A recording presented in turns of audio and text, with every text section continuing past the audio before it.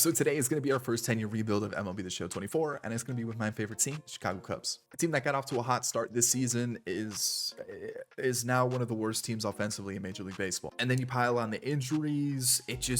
I don't know if the Cubs can turn it around. So it's time for me to kick Jed Hoyer out of his position, me to step in and run this organization. Let's go win the Cubs another World Series. I already know a bunch of you are going to ask what roster I'm using, and to be honest, I'm using the one that I've used in the last 2, 3, 4 videos. It's an updated version of the franchise fidelity to reality roster. The thing is, I've just been updating contracts, transactions, and all that stuff so that my version is up to date. And to be honest, I've looked in the vault to see if there's any other rosters to use, and I'm noticing a lot of people are overrating a lot of players. A lot of prospects are getting attribute boosts. A lot of players are getting like close to the high 80s and the 90s in overalls. So it's really difficult for me to recommend a roster when I feel like a lot of good ones just don't exist right now. So that's really all I have to say about what roster I'm using. It's one that I've used for a bit now. It's just I've been making sure it's up to date for myself. So speaking of roster, let's talk about what I'm going to be doing with this team to start season 1. And this is what we're going to be rocking with. Obviously, Steele and Imanaga are the two standouts for the Cubs right now. Imanaga's had a couple iffy starts lately. The velo's been down a little bit too, which is worrisome, but Tyone's come back from injury. He's looked decent. Assad had a pretty insane insanity run. It kind of looks like it might be tailing off a little bit.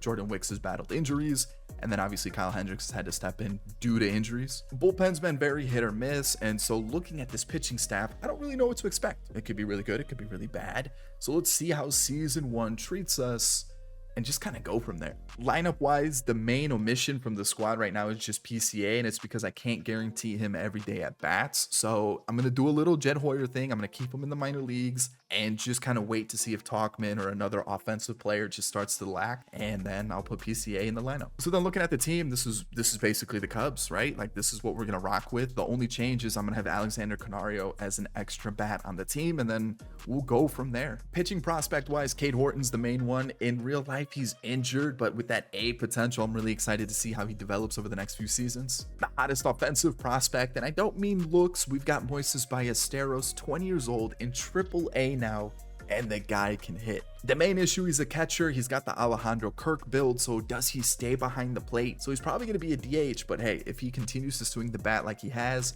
I'm okay with that. James Triantos is another one of those who's been hitting extremely well. There's been some questions about where he fits middle infield wise, third base wise, but the guy can hit. I'm happy with that. If he can be a main contributor offensively, yeah, we'll get him into the team. Jefferson Rojas is another one of those hyped up youngsters in the Cubs organization. Has cooled off a little bit in real life, but the talent is clearly there. So I don't know how much he'll feature, but I figured I'd highlight him anyways. Matt Shaw's kind of another one of those infield prospects, second base, third base, maybe shortstop too. We'll definitely get him involved. I feel like he's a guy that could take over either third or second. Big lefty bat of the team is Owen Casey, so we'll see. I really want to get him involved because I've seen him pop off in franchise and he gets insane. And then the last one to highlight is PCA. The bat, we'll see what happens with the bat because I really want him to be part of this squad, maybe take over for Talkman later on in the year. So we'll just have to see how well he develops. And with this Cubs team, I feel like the main issue is it is a very safe team and a lot of money has been just spent on slightly above average players. And when you look at it, there's not a lot to like be super excited about. Like you do have Christopher Morel, who's super electric and has some power in the bat, but even he's struggling in real life, and the rest of the players just really aren't helping anybody out. And when you look at it this way, when an average player has a bad year, it's bad. But when you have a very elite player who has a bad year, it's still like an average season. And the issue is the Cubs have a lot of average players who are having bad years now. And that's kind of why they're struggling. And I brought up the money thing because Cody Bellinger does have an opt-out after this year, but I feel like he's kind of put himself in a position where he won't opt out because what team's going to pay him a lot of money? Probably not many. And Scott Boras really doesn't do well with getting players the type of money they're looking for unless they're like an elite player like a Juan Soto. So Cody Bellinger probably stays with the Cubs, and now you're looking at a lot of money invested in players who really aren't performing until 2026. You've got Bellinger, you've got Swanson, you've got Happ, you've got Seiya, Tyone, Imanaga, you've got Horner. That's a lot of money. That's 133 mil up until 2027. So now for me, I got to figure out some trades because that's really the only way I'm going to be able to get some new talent into the squad, because I'm not going to have a lot of money to invest in free agency.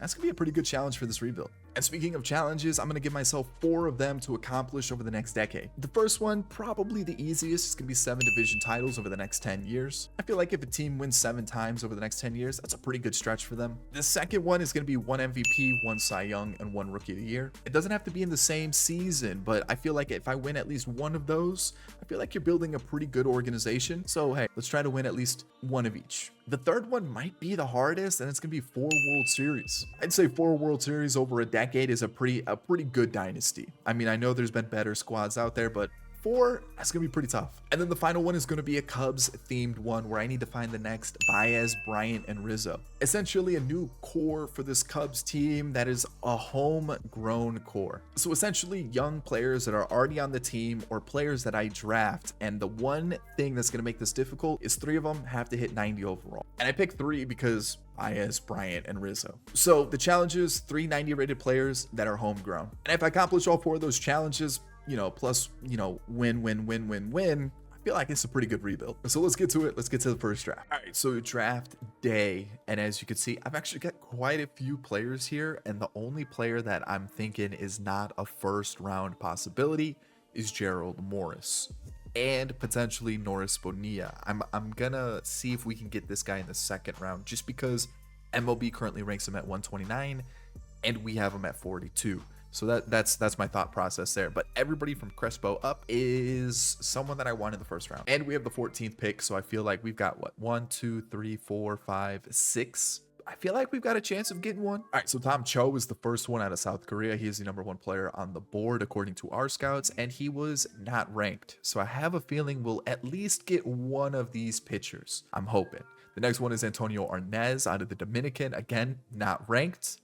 We have him at #2. Another starting pitcher, Andreas Crespo, not ranked. We have him at #10. My scouts did an amazing job at discovery for this draft, which just means my next couple drafts are gonna suck. But yeah, some pretty good pitchers to start it off. And we're not done, because we have Eddie Amoros, who is out of Venezuela, #6 according to our scouts. Really good potential range. I'm really liking the look of these pitchers. And then the 2 position players that I'm thinking are first round talents are Akio Tanaka out of Japan. Switch hitting outfielder with some really good power. I just don't know if I want this outfielder over Derek Reeves, who is ranked #9 on our board. He looks fantastic. He should have good potential. He's a good overall. He's only 18, lefty bat, first baseman. He's 5'10", kind of small for a first baseman. Let me see what the fielding is like. I maybe move him over to third, but overall he looks like he can hit, and that's all I care about. And then if we don't get any of those guys, this is my last resort in Thomas Rogers, a lefty starting pitcher. He looks like he's going to be good. I just don't know if he has the potential as high as every other player that I've shown you. So like I said, there's like 6-7 players right there that I'm like, yes, give me them in the first round. Let's see how it goes. I really hope this goes well, because I need a good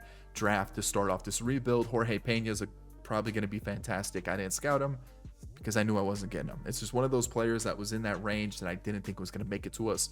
Andres Saenz. Okay. I like that so far. 2 players that weren't on my queue. Let's see who #3 is from the Rockies. It's Andreas Crespo. So there's the first one off the board. Okay, so let's skip. Let's see. Okay, so we've got Steve Shelley. We've got Jose Polanco. I'm not seeing any. Derek Reeves. Okay. Hey, every other player is available. Do I want the switch hitting outfielder? The arm is not there. There's no accuracy, but he's got the fielding, he's got the reaction, decent speed, decent power, but the vision and discipline being so low worries me, right? Especially when I feel like that's gonna be important, right? He's definitely gonna have the power, he's definitely gonna have the contact. I just don't know if he's gonna make contact, right? Or we could take a long-term project and get another pitcher for this organization, which I feel like is a little lackluster right now. We have Cade Horton. We have a couple other like lower potential guys. I feel like taking a pitcher is pretty good here, because there's a chance we can get Bonilla in the second round.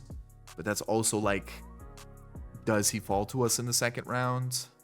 What's our next pick? Do we have a 53?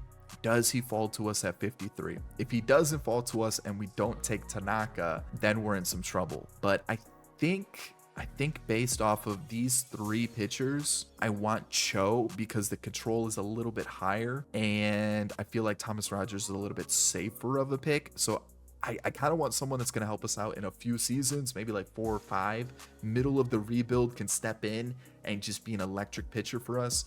I'm going to take Tom Cho, and I'm going to really hope that Norris Bonilla is there in the second round. Please make that work. So here we go. Second round, who is going to be left? Oh, okay.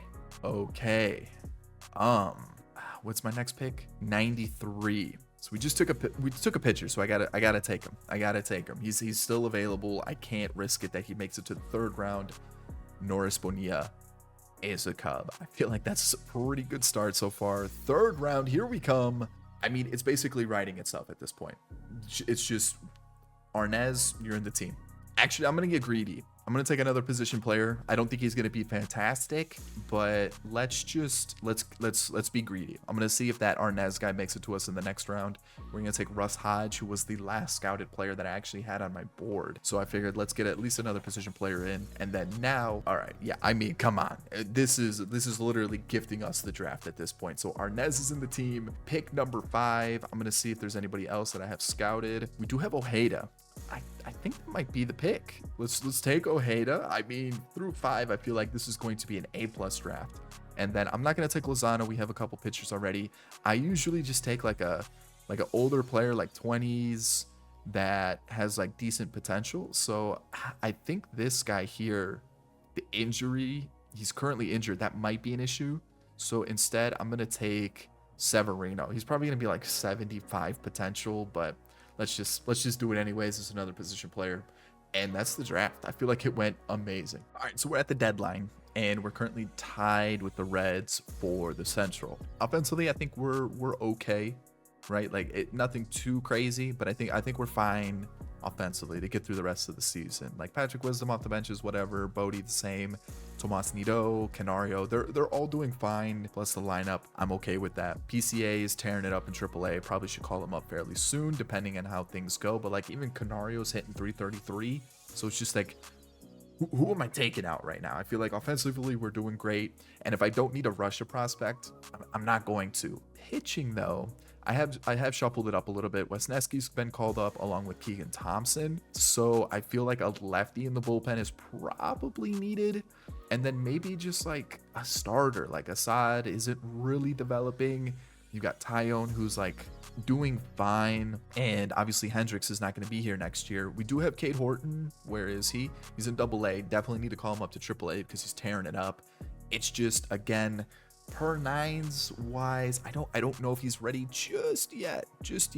Jordan Hicks has been sent down, so we'll see.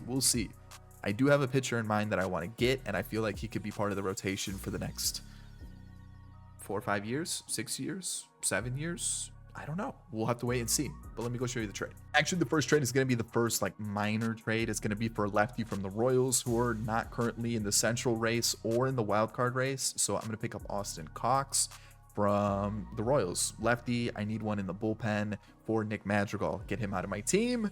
He's gone. And then the next one, this is going to be the only other trade that I make at the deadline. It's going to be for a starter, and you can kind of see what I'm willing to give up. Kevin Alcantara being the main piece, Matt Mervis and Caleb Killian being 2 AAA players close to MLB ready, and it's a big one. And there's been rumors swirling around this team, and these players were going to the south side of Chicago. And I'm willing to, hold on, I already passed it because we're going to the Central. It is going to be for Garrett Crochet. And obviously the numbers don't look great. He's 6-7 on the year, 4.61 ERA with a 1.3 whip. You know, the walks are a little high, the FIP's a little high, but the guy's only 24. He's got plenty of service time left, and I feel like if he can develop, he can be a really good lefty for us. And also, I want to get back at the White Sox for the whole Jose Quintana trade, even though it really wasn't the worst thing in the long run. So this is the trade. I know I'm giving up more. I know I am giving up Kevin Alcantara, but I feel like if I'm going to make some sort of trade, it has to include a big piece, and this would be the big piece. I like Kevin Alcantara. I think his ceiling is very high. In real life, he is struggling massively. It's just depending on if he can figure out how to put the bat on the ball. Strikeouts are a huge issue, and with the guy that we just drafted, we still have Seiya, we have Canario, we have Brennan Davis, we have PCA, we have a couple other young prospects too, along with Owen Casey. Potentially could be a little bit of a logjam in the outfield. So I'm going to go with Garrett Crochet to help us out with the starting rotation. So we're past the deadline now, and this is currently what the team is looking like. Obviously, we've talked about the bullpen changes already. Keegan Thompson and Wisniewski have come up. In AAA, we currently kind of look like this with our new lefty down in AAA to start. We'll see how he does. We might also have to just call him up. I do have Drew Smiley here. Maybe do need to call up a lefty, but let's just see how it plays out. And then obviously offensively, nothing has really changed at all, because we didn't make an offensive change. So now it's time to see how we did at the draft. Did we get it right? Did we start it off right? So yeah, that went pretty well. Tom Cho, 99 potential, 66 overall. Yeah. He's got a slider, a sinker, a curve, a changeup, and a fastball. He's got break. He's got velocity, decent control, decent clutch. I would say that's pretty good. Norris Bonilla, also 90 potential out of Tennessee. Terrible fielder. Really good speed, but the hitting stats are there.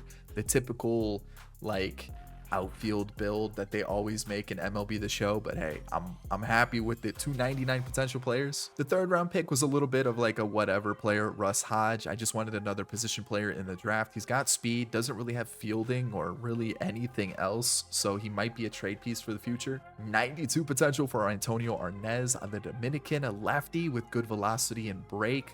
We'll see. He may end up being a reliever, maybe, or we just wait and see how he develops. Could be another starter. 88 potential for Ojeda, good pitch mix, fastball, cutter, changeup, curve, slider. Again, good velocity, good break, good hits per 9, walks per 9, and home runs per 9 already. So yeah, I'm really liking this draft. And then the final one, Stuart Severino, can play a bunch of different positions, decent speed, no hitting stats at all. He's a switch hitter, 77 potential. Like I said, he's probably going to have low potential, but you know what? I don't care. I was going to say 490 potential players, but 390 potential players, 2 of them are 99. I mean, yeah. So the Guardians ended up getting Thomas Rogers, who we talked about briefly. Ooh, the shortstop sucks, but 92 potential. He looks pretty good. I actually think that would have been a decent pick too. Just the clutch is a little low, and maybe the hits per 9, maybe the stamina too, but overall not a bad pitcher at all. Derek Reeves was the first baseman that I mentioned. He looks unbelievable. A potential, decent fielding, okay speed, but really good hitting stats. He's got 92 potential. Someone I didn't even have on my radar was Juan Lerma, second baseman with really good fielding already, decent speed, and okay hitting stats, a switch hitter. Honestly, not a bad pick for the Astros. Tanaka went to the Mariners, which you know what? Japanese right fielder, okay, to the Mariners. Seems fitting. Decent speed, decent fielding, really good power. But again, I'm not too sure what's going to happen with that vision and discipline. So I feel like we went the right route with our picks. Eddie went in the second round to the Phillies. Okay, he's also got 99 potential. So some really good pitchers in the draft. But again, that home run, that clutch, a little low. So I feel like we did it right. The Nationals got a good center fielder in Willard Ramiro out of Ohio. Just pretty good, well-rounded player for 18 years old, 6'4" as well. Can play shortstop. Okay. Little versatile player. And then back to us. I mean, hey, we hit the lottery. I can't complain. 97-65, won the division. So that's already one division title won out of the 7 that we need. So we can, at least start the tally there. And we're going to be taking on the winner of the wild card. So let's go set up the roster, and then we'll go take a look around the league. All right, so standings wise, we just beat the Reds by a game. And if we take a look elsewhere, the Dodgers had the best record, but we were also pretty competitive record wise with basically the other top teams in the league. ERA sitting at a 373, average at a 270. Honestly, looking at that, fielding is a little low. Definitely could be an issue moving forward, even though we're currently ranked as the 3rd best defense, which interesting. League leaders, Kyle Hendricks had the most wins and also 221 innings pitched. Has he ever even done that in his life? Has he hit that mark ever? 199 in 2018, 190. Okay, so he's come closer than I actually thought to 200 innings, but 221 for Kyle Hendricks at 34 years old, no chance. But really quickly around the league, I probably won't show this too often just because we have 10 seasons, maybe like later on in the rebuild to kind of see if there's any new like prospects or anything that pop up. But we'll kind of fly through the league leaders just to see who was leading the league. I mean, that's pretty self-explanatory. Really quickly, team rankings, we were 4th for batting average. We were 5th for runs, and home runs, we were 8th. Not bad, not bad, not bad. And if we take really quickly, what about fielding percentage? Just to kind of see where we were. We were 7th, so honestly, we still weren't a bad team, and we were 5th ERA wise. So as a team, we really just were good, which is the opposite of the Cubs in real life. So it's awards time, and Matt Olson is your MVP winner, beating out Ohtani and Matt Riley. On the other side, it's your Don. So there we go. 57 home runs for your Don is pretty good. 50 for Matt Olson, also pretty good. Ohtani ended up winning Cy Young, somehow beating out like Spencer Strider, which I don't really understand, but like, I guess like Tyler Glasnow also had a pretty decent season. Like a 3.5 ERA is not bad at all, but you know, close to a 4 ERA, 1.2 WHIP. I guess maybe the wins got him the Cy Young. I don't really know. On the other side, it was Luis Castillo who beat out Logan Gilbert and Tanner Houck. Okay. Batting title went to Verdugo and Acuna. Connor Joe's also in the mix. Okay. Eric Swanson, reliever of the year, along with Camilo Doval.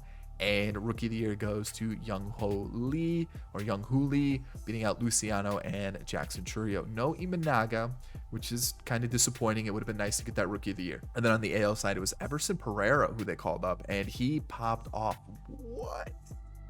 Holy cow. Okay. Sure. So looking at the pitching, we had Drew Smyly here who gave us 100 innings and honestly was pretty good. I can't complain about that. He also developed.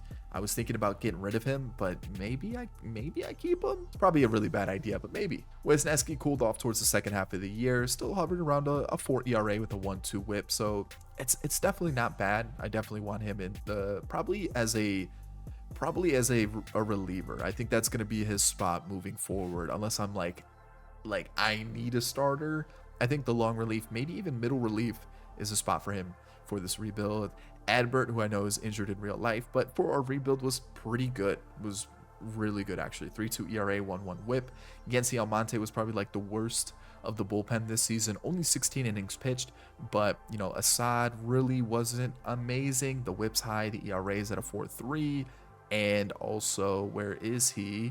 Jorge Lopez only got 1 inning, got roughed up a little bit, so I don't really know if I can trust him. I mean, I guess I could turn to Julian Merriweather, who in real life has been injured all season. Could be an arm that I look to move to, but we'll see. I think, you know, the contract arbitration, I might pick it up. We'll see. Tyson Miller up to a 71 overall, only pitched 15 innings, but was lights out, so that's pretty good there. Keegan Thompson got 12 innings, was also pretty good. The WHIP is pretty high though. That's a little bit of an issue. 6 walks in 12 innings, not ideal. With 14 hits, somehow limited the damage. Mark Leiter Jr., probably the best setup guy that we have, was unbelievable, and then Hector Neris was somehow good. Yeah, sure, I'll take it. And we take a look at our starters. We've got Justin Steele, who had an okay year. Not great though, not great. Honestly, pretty disappointing. Over a 4 ERA, a 1.3, almost a 1.4 WHIP. Not great. We'll take a look at the FIP, see if he performed a little bit better. 4.1, so not too much of a difference between the ERA and the FIP. We've got Imanaga here, who had 200 innings and honestly was very good. 20 quality starts, 3.4 ERA, 1.1 WHIP. I mean, can't ask for much more. Tyone ended up being in the 3 spot and a 4.1 ERA, 1.2 WHIP. Honestly, I'll take it. I really want him to be more of a 4-5 starter. We've got him for 2 more seasons. If he continues to just give me a low 4 ERA, 1.2 WHIP, I'm pretty happy with that. I know the contract at 17 mil is not ideal, but again, that's kind of the market for like your 3-4 pitchers nowadays. So I'll definitely take this performance. And then speaking of pitchers that I kind of need a little bit more from, Garrett Crochet, 4.5 ERA, 1.4 WHIP. Obviously the hits is high, the walks is pretty high too, but he's getting some strikeouts. So hopefully we can work around this. What's his FIP at? 4.3. So again, not too much of a difference. We need some improvement moving forward. But at 24 years old, I definitely expect him to improve. So I'm not too worried about it. And then Kyle Hendricks, contract season, definitely not going to bring him back. But you know what? Hey, with the performance that he did, we should go win a World Series, send him out on a high. But the professor, pretty happy with what he did this season. Lineup wise, Patrick Wisdom, I might try to trade him this offseason. I don't think he's going to improve too much more. Got a couple of years of team control left. Should have decent value coming off of 27 home runs and an 857 OPS. I think this is the perfect time to trade him. And then the main power outlet could be Canario. And then we just try to find another infielder who could step up and help us out. I don't know if it's really Miles Mastroboni, but we definitely need somebody that can kind of help us out in the infield. Maybe David Bodie. But that's kind of the main issue with the Cubs right now is like we've got Morel, we've got Swanson, we've got Horner, we've got Bush. Infield's kind of locked up right now. So like I don't really want to call up Shaw or Triantos or anything like that because they're just not going to play. So I might try to find like a Mastroboni or just someone like that, a veteran in free agency that can take his spot. Or I guess I could keep him and hope that he gives me another season like this, which I don't think he will. But yeah, we've got Bodie who hit 250, which is not terrible, but the on-base percentage is pretty bad along with the slugging OPS. We've got Nido, who as a backup catcher, 1.9 mil, I'll take it. Okay, it's not great, but hey, I mean that's kind of the Cubs production at catcher, right? That's kind of what you expect. And then Canario got 37 at bats and was pretty good off the bench, so I think he's going to be our main outfielder for now. I got to figure out what I want to do with PCA though, because he did get called up in September. He had some really good growth offensively, and as you can see, like 16 for 64 is not the best output. He was really good in AAA, obviously only got a little bit in the majors. It's just, you'll see why I couldn't really start him, because Tauchman was like pretty good. So like I don't really want to take him out, so maybe Tauchman takes over in the outfield, and then maybe we rock one less pitcher next year. We could do that so we get the extra bench bat. We'll have to wait and see. Seiya hit 287 with 22 home runs. Pretty happy with those numbers. Cody Bellinger was fine. I mean, 35 home runs, almost 40 doubles. I can't be upset with that. Christopher Morel's up to an 80. Really good contact versus lefties improvement. And as you can see, it wasn't bad, right? It definitely could have been better, but it wasn't bad. A lot of improvement. So at 24 years old, I expect him to grow. Ian Happ had another good year with like improvement versus lefties. But again, like honestly, not bad. 270 average, I'll take that. 350 on base percentage, 818 OPS. I feel like that's actually pretty good. It was better than Cody Bellinger, so there's that. Michael Bush, 29 doubles, 27 home runs, 287 average, 853 OPS. I'm more than happy with that production. Dansby at a 90 overall, okay. 46 doubles, 20 home runs almost, and just shy of an 800 OPS. I'm okay with that production from Dansby. Miguel Amaya, yeah, that's the Cubs catcher for you. And then Nico Horner hit 298 with a 350 on base percentage and an 833 OPS, 22 home runs and 43 doubles. Where did that come from, Nico Horner? With 42 stolen bases? I need this Nico Horner on the Cubs right now. And then we've already looked at PCA, but really quickly, we'll take a look at Matt Shaw, who's up to a 71 overall. Didn't really hit left or righties, it looks like, too well, but that's pretty good. We've got Owen Casey, who's up to a 74, and then Moises Ballesteros, who's up to a 70, and he looks like he's going to rake. James Triantos is up to a 68, has some decent growth, but -2 is not ideal, and no contact versus righties. What? And then pitching wise, Cade Horton is up to a 76 now, so I think he'll start in AAA for next season, but he's definitely on my radar. So postseason time, let's see, who do we face? The Braves. All right, let's see how we do. We lose the first 13-9. Okay, Justin Steele, 2 1/3. Love to see that. We've got Imanaga, 9-6. I mean, he pitched 4 innings, and then it looks like the bullpen kind of blew up here. What do we got for Tyone? It is over. The Braves are just better than us. Tough matchup. Otherwise, it could have been the Reds or the Padres, but obviously we didn't have a better record than the Dodgers. So yeah, I mean, that's just a tough matchup. We did get the division win. We didn't get any rookie of the year or Cy Young or MVP, no World Series, and obviously no homegrown players are currently at a 90 overall. So a tough season for season 1, but at least we've got a good foundation. All right, off-season time, and I'm probably gonna make a big move here. Actually, I know I'm gonna make a big move, and it's not Clay Holmes. I know it's a crazy move right there. 2 years, 8 mil is what I currently have offered, or 8 mil per year for 2 years, with that second year being an option, just because I want him to be our closer or setup guy depending on how things go. This is what I'm talking about though. And actually first, let me get out the small business. I'm gonna send Drew Smiley back to the Braves. Sorry, Braves fans, but you're gonna send me your AA monster in Hayden Harris. Lefty arm, currently not on the 40 man, which is good because we have 39 of 40 currently on the 40 man, and I need some spots. So I'm gonna pick this guy up. He's a lefty. He looks decent. probably going to settle around like the mid 70s potential wise, which I'm perfectly fine with. I just need some bullpen help and a couple 40-man spots. So this is the trade I'm going to make. So now let's talk about this crazy trade. Ian Happ, fine player. He's been with the Cubs his whole career, making 20 mil. That's fine, right? You kind of know what to expect from Ian Happ. Around 20 home runs, around an 800 OPS, good on base percentage. That's fine. 20 mil, maybe a little bit of an overpay, but you know what to expect with him. This is basically what you're gonna get from Ian Happ. You know, the 250, 260 on base, or 260 average, the 350-ish, 340 on base percentage, close to an 800 OPS. Like, that is Ian Happ. And that's fine. It's just, I'm looking at Cody Bellinger here going, he's younger, he's making a little bit more money, and I'm not sure he repeats this season, right? Averages, whatever. On base percentages, whatever. OPS is fine at 804, but the 35 home runs, almost 40 doubles, I don't think that happens again. Or maybe he does it one more time, but that final season in 2026, I don't know if he repeats that.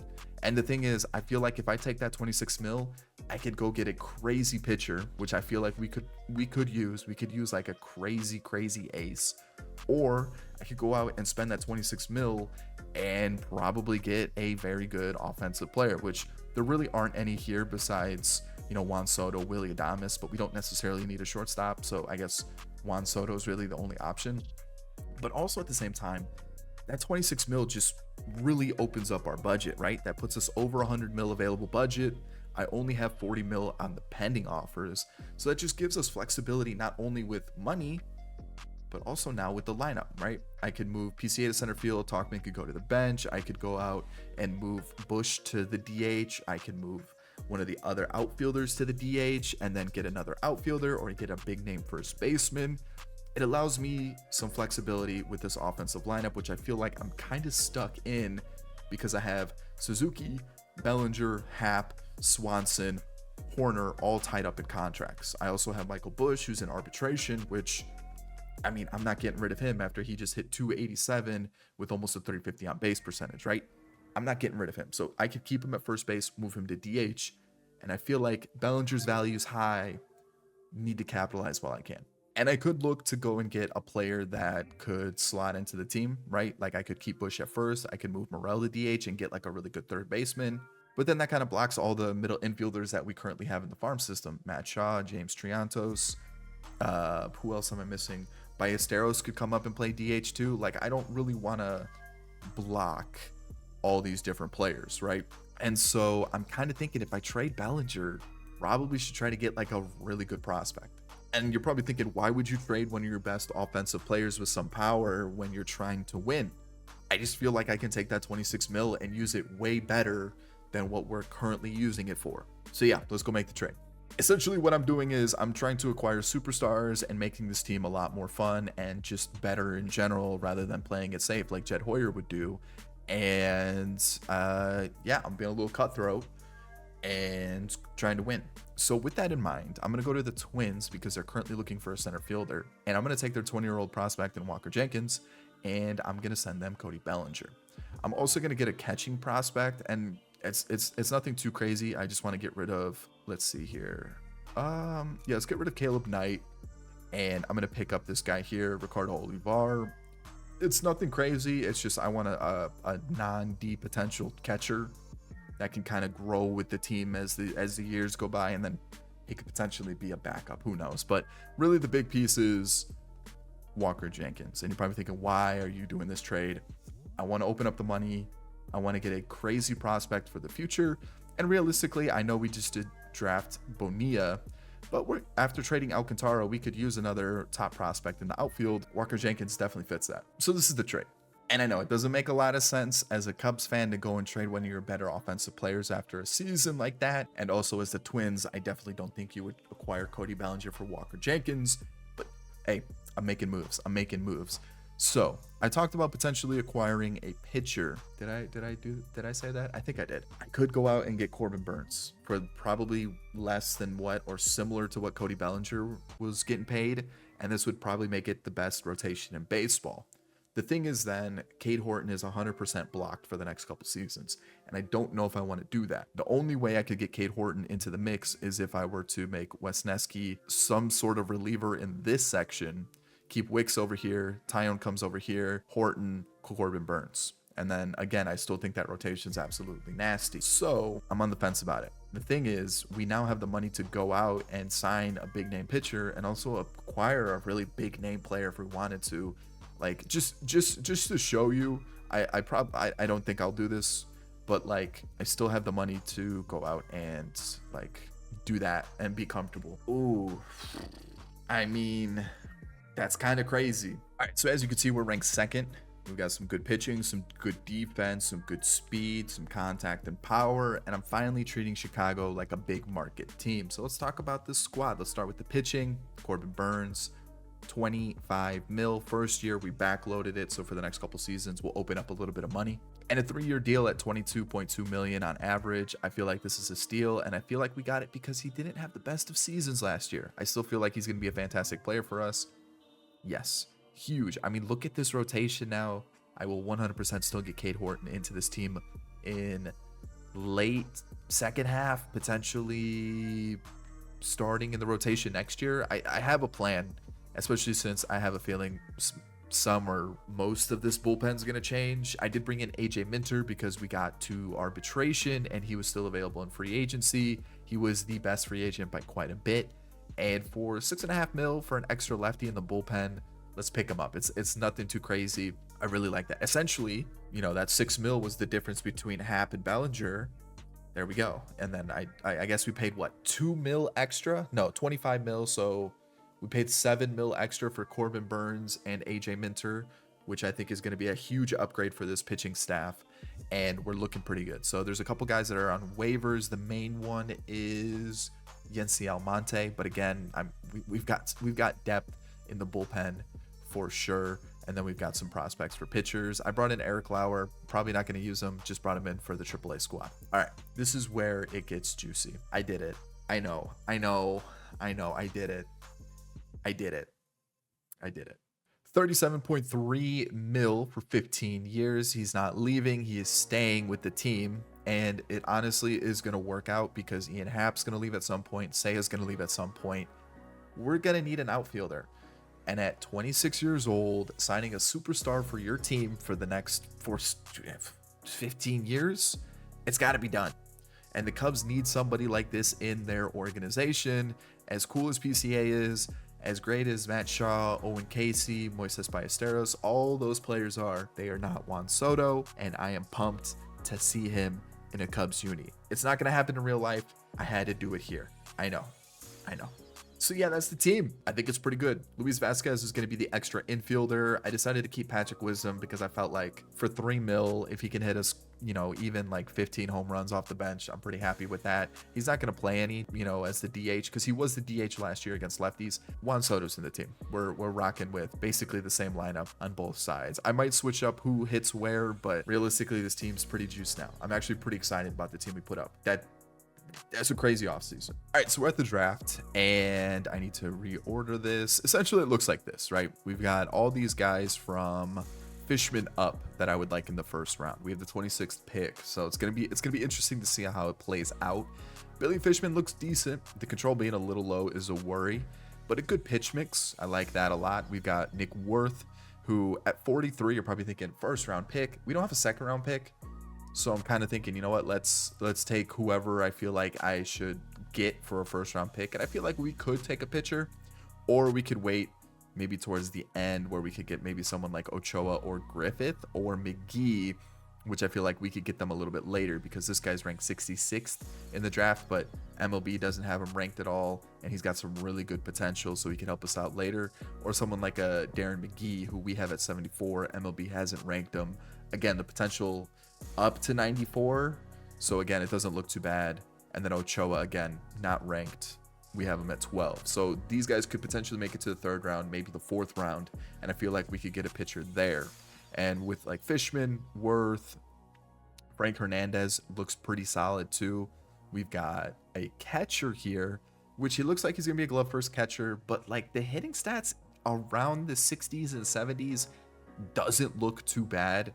And for a player that's probably going to have high potential, can play catcher, for the future, probably not the worst. We've also got Alvin Wolf, who I feel like would be kind of cool because he is from Illinois. Maybe like a Ed Howard type situation. You know, the fielding, the speed, the bat really doesn't look like it's going to project to be that great. And that's kind of why I'm a little worried to pick him, just because I would like someone that actually can hit the ball. And then we've got Herbert Deerdorf out of Kentucky. He's 22. The potential is probably going to be somewhere in the 80s. He's going to be higher rated. The issue is we just drafted Bonilla, and it looks like a carbon copy.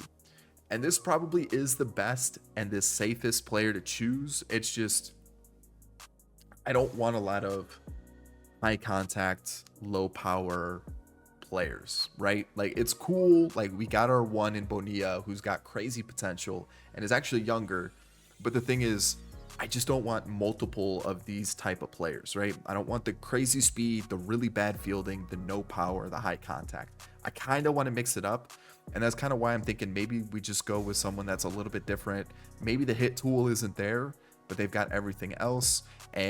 Or a catcher, kind of the same thing, where the hit tool's not there, but everything else looks okay. And even this one doesn't look too bad projections wise, where he looks like he's going to be around the 70s for most of his attributes, which honestly isn't terrible. Especially with 90 potential, there is a chance that he could maybe get a little bit higher. So there's that. Or I just go kind of boring and just get a pitcher that I know is going to be good, which again, we could use some pitching, but at the same time, I feel like we could get a pitcher later on in the draft. And then this guy's like, I hope he makes it later on in the draft. It's not a big worry if he doesn't though. So let's see what happens. Again, I'm probably not going to take Deerdorf just because I feel like it's a little boring, but who knows? Michael Escalera goes to the Brewers, who had the first round pick, or the first overall pick. Next up, it is, I even looked, it was the Rockies, Tyson Bradbury. Yeah, he was a pretty good looking pitcher. It's just him at 8 definitely wasn't going to get him. And then the final top pick is going to be Alejandro Gomez, who he looks okay, but you know, I definitely think there's better options. So here we go. What do we have? Who did we lose? We missed out on, did we miss out on anybody? Who got taken? Oh, Fishman got taken to the Cardinals. That's a little annoying. I'm not going to lie. That's kind of a bummer. But I think outside of that, I'm looking pretty good. I don't want to take him. We've already got a player like this. Let's switch it up. Let's go with something that's a little bit different than my norm. And I feel like Frank Hernandez is probably the best pick. He looks like he's going to be really high rated, somewhere in the mid 60s, maybe low 60s, which is still really good. And then he'll probably be like mid 80s potential. It's just, again, I feel like we're going to get pitchers later. And I feel like our rotation is already pretty stacked. So it's not like we need pitchers in the next 2-3 years. We kind of need them, 4, 5, probably like 5, 6, 7 years from now, which would be good because then I could do like Darren McGee, who's 18. We've got Johnny Griffith, who's 20, which, okay, I guess Frank Hernandez is 22. But yeah, I just feel like we can get pitchers later in the draft, and I feel like we'll be fine there. So I'm thinking I'm going to take someone that's a little bit different than the norm. And do I want the catcher or do I want the shortstop? Just because he is from Illinois, let's take the shortstop. I know it's not going to be the favorite out of everybody's, but let's do something that's a little bit different. Let's go Alvin Wolf. All right, I showed you the first pick because that was really like the one that I was going to talk about the most. The rest of them just kind of fell into place. So how did we do? I'm assuming we did well based on, we already knew the potential for the player. He was 21 as well. We're currently 70 and 41. Let's see here. Yeah, give me, dude. Oh man, this is gonna be a piece of third round pick. A potential. Look at the fielding. Look at the speed. Look at the power. Can play first base too. I like that. Richard McHenry, love it. Then we've got 85 potential for Gabriel Ochoa. He looks okay. He looks all right. We got 8 potential for Griffith, who is 54 overall, so it's going to take some time for him to develop. And then 18-year-old Darren McGee is also going to take some time to develop. So I think, again, we did very well. Like I said, Alvin Wolf is going to be a glove first guy. He's got the speed. Hitting, not necessarily there just yet, but we'll see how he develops over time. But this is the gem of the draft. Third round pick, 92 potential. Contact versus righties isn't great, but Everything else looks pretty good. So pretty happy with that. It's also 18. So it's a pretty good pick. So looking at the team really quickly, one change. PCA got sent down. He was really struggling in the major leagues. So let's get him back in AAA. See if we can get those hitting attributes up a little bit more. And Brennan Davis is going to take over versus lefties, even though it looks like he probably hits righties better. Either way, that's kind of what's happened. The rest of the team looks pretty rough on the bench. Same thing with Talkman. Honestly, you know what, Brennan Davis, I know you have issues staying healthy, but we'll leave you in center field. Everybody else looks great. And look who's made his debut. 33 at bat so far. He's hitting 303 with 2 home runs, a triple, a double, 4 RBIs, 5 walks, and a stolen base. Moises Ballesteros, 21 years old, behind the plate. Look at this attribute growth. This guy is going to be so good. I just hope he continues to develop potential-wise. That would be huge for us. So there it is. Michael Busch is having a quieter season, but overall the team's looking pretty solid. I'm really happy with everybody so far. Even the pitching looks pretty good. Crochet's crochet.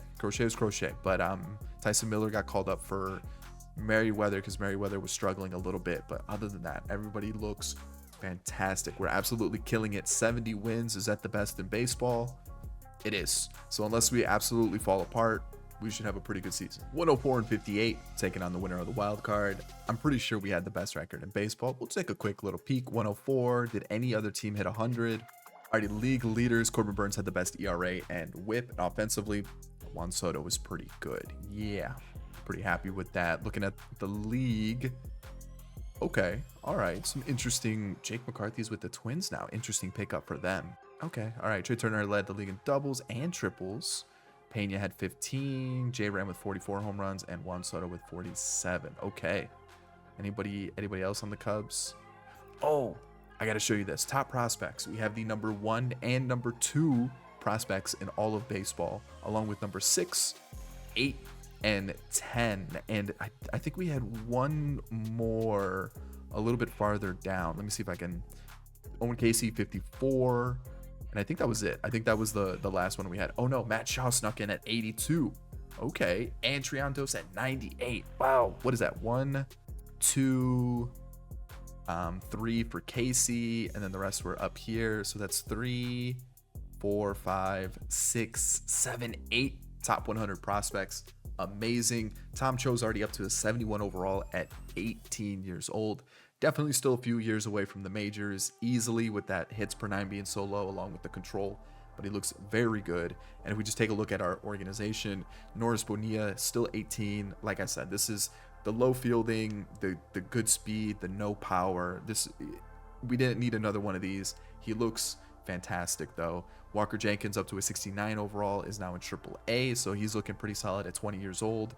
We've got Cade Horton, who is 81 overall. He got a couple starts this year. He got 4. He won 3. He had 27 innings pitched and was really good. Was very good. So he's definitely a guy that is going to be fighting for a starting rotation spot because of how nasty he was.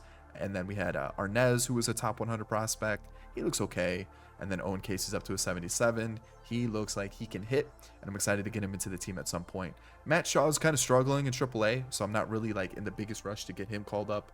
But James Triantos' hitting stats look fantastic, so he's a guy I'm keeping my eye on just because he might be someone that could help us out when needed. Awards. I'm assuming we've got some award that we might need. So what is it? Actually, I'm going to tease you all. Let's go to team rankings. 5th for batting average. Oh, what? 7th for runs. Really? We weren't even like that high on runs? Oh, okay. What about fielding? Just to see if we're a good fielding team. We are 7th. And ERA, we were the best with a 321. Huge. Now we'll take a look at awards. Hank Aaron, that's it. Ohtani beat, all right, 30 doubles, 47 home runs, 107 walks, 1053 OPS. What did he do? What's the difference here? Can you stop giving me the pitching stats? So, RBIs? Is that really what the difference is? And a couple more doubles? I mean, I guess he pitched pretty well. So I guess that makes sense. Man, this is going to be tough. It's going to be tough to beat Ohtani for the MVP. I mean, Matt Olson did.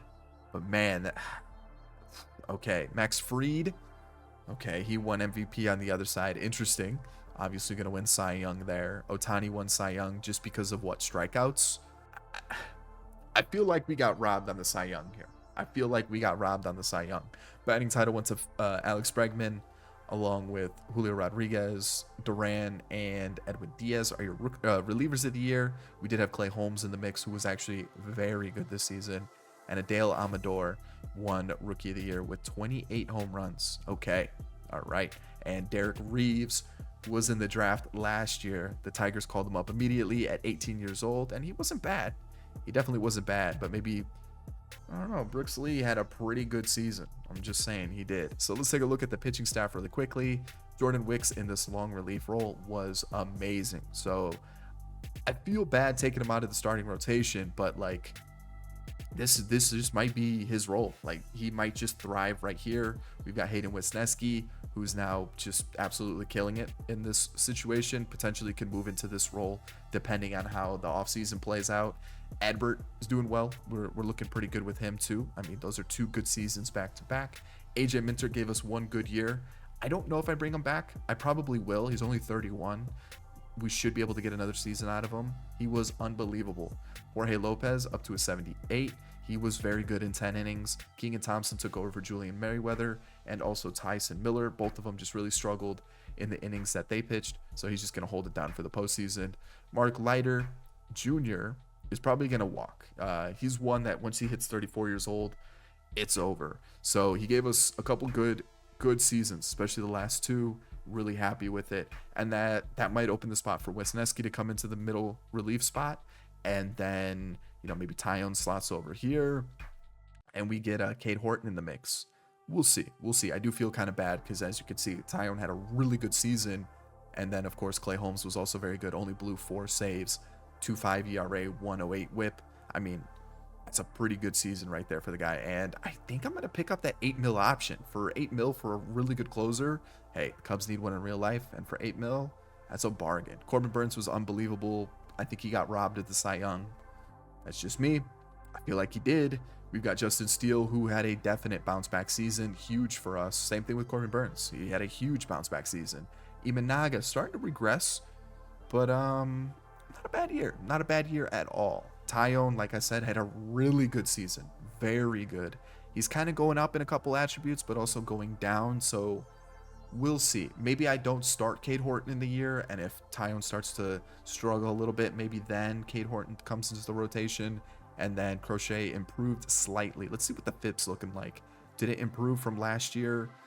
Well, that's actually about what his ERA is. So I'm seeing what's going to happen with this ARB year. If we can get it under a 4 ERA, I'll give him an extension. He's developing, so I'm liking what I'm seeing, and the team's looking good. Like I said, we looked at Cade Horton. He had a very good couple starts. Definitely deserves to be in the conversation for the rotation. Ben Brown, I'm thinking about just making him a reliever. He's just not really putting up good numbers in AAA currently, and I just feel like if we can get that maybe control up a little bit and maybe just make him like a closer, he might be electric there. Assad was fine. It's just when the rotation and the bullpen was doing so well, just really didn't need to call him up along with like all the other relievers that we had. So we'll see what happens with them moving forward. Offensively, we had a couple iffy players. Like Talkman wasn't bad, but he definitely cooled off compared to previous years. Miguel Amaya has basically lost his catcher spot. He just can't hit. A guy that's actually surprising me is Christian Franklin. The guy was hitting above 300 like all AAA season. Might be a good bench bat for us, but BJ Murray, another one of those that just might be a really good bench bat. So we've got some prospects that could potentially just step into the bench, over people like Miles Mastroboni or Luis Vasquez, who honestly wasn't great. I mean, Nito is just going to be a backup catcher, and I'm okay with that. That's perfectly fine. Brendan Davis stepped in, gave us 184 at-bats, and honestly wasn't bad at all. Like, I'm actually pretty happy with that off the bench. And then obviously Miles is here too.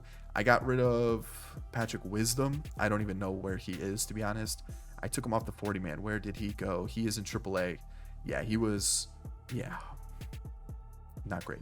All right, let's talk about the lineup now and see what Nico Horner was up to. 40 doubles, 23 home runs. The numbers weren't as good as last year, but hey, take it. The strikeout numbers went up a bunch, though. That could be an issue. One more season with him, and then I don't know what to do.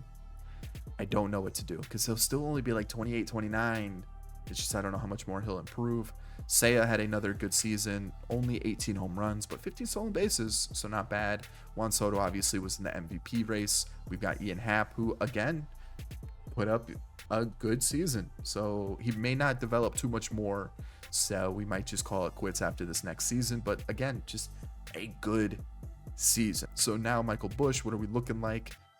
Okay, not as good. Like the slugging went down a little bit, but still some pretty good numbers. Dansby Swanson, 24 home runs, 35 doubles. Again, I mean, 824 OPS. I'm not gonna be upset at that at all. 5.9 WAR. What did Michael Busch have WAR wise? It is 2.3. Okay. This one kind of let me down. I need him to figure it out. Plus 14 versus lefties is great, but I need him to kind of figure something out. Just at least this kind of range, right? If you can hover around the 800 OPS, I'd be pretty happy with that. You know, a 2 WAR isn't bad, but we might need to look at one of these prospects to step in at third base. Who knows? Pete Crow Armstrong, we talked about him. He was just not fantastic. And then Mo Baller hit 251, 323 or 324 on base percentage, and an 827 OPS. 11 home runs, 7 doubles, 42 hits, and it's no longer a rookie, so we can't get him in the rookie of the year conversation, but he continues to develop as a hitter. Defensively, not the best catcher, but he's hitting, so I can't take him on the lineup. So we're gonna rock like this for the postseason. Let's do it. We're taking on the Brewers, who had the #1 overall pick last year, and now they're in the postseason. At least we avoided the Braves this time. All right, Corbin Burns against your former team. Really? Okay, at least we won the second and the third. Tyone, wrap it up. All right, now against the Dodgers. As much as I want to let Crochet take #1, I can't.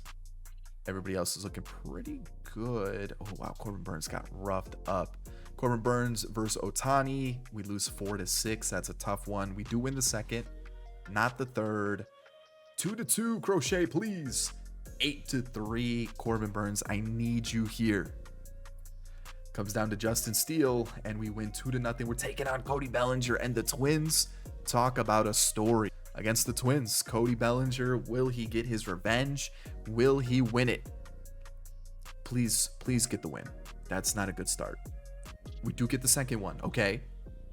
Lose it there.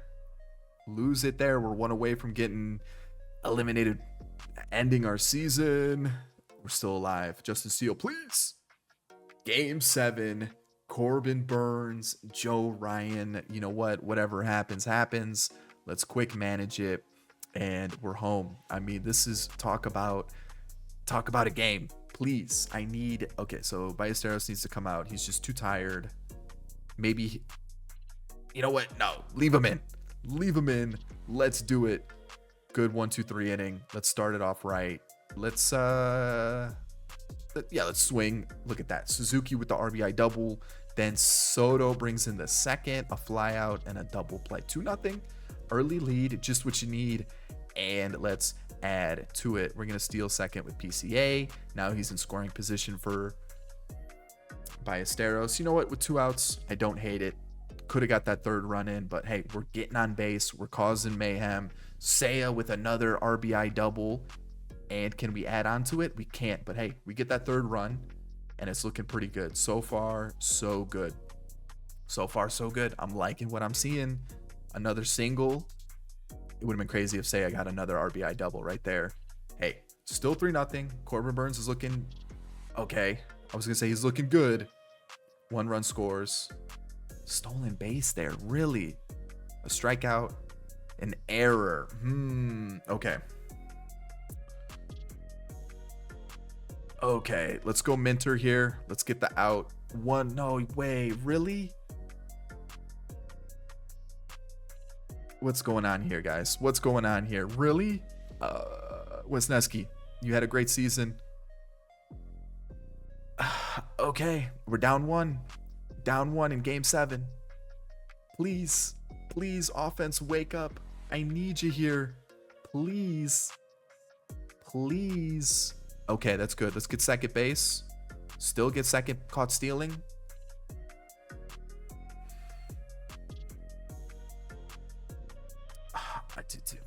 I don't even know what to say, man. What happened? Bottom 8. We gotta get the bats going. Okay, that's huge. A strikeout, Soto, please. Okay. That is a crazy at bat right there. You know Wrigley Field is so loud, and it's now gonna come down to Clay Holmes to shut it down.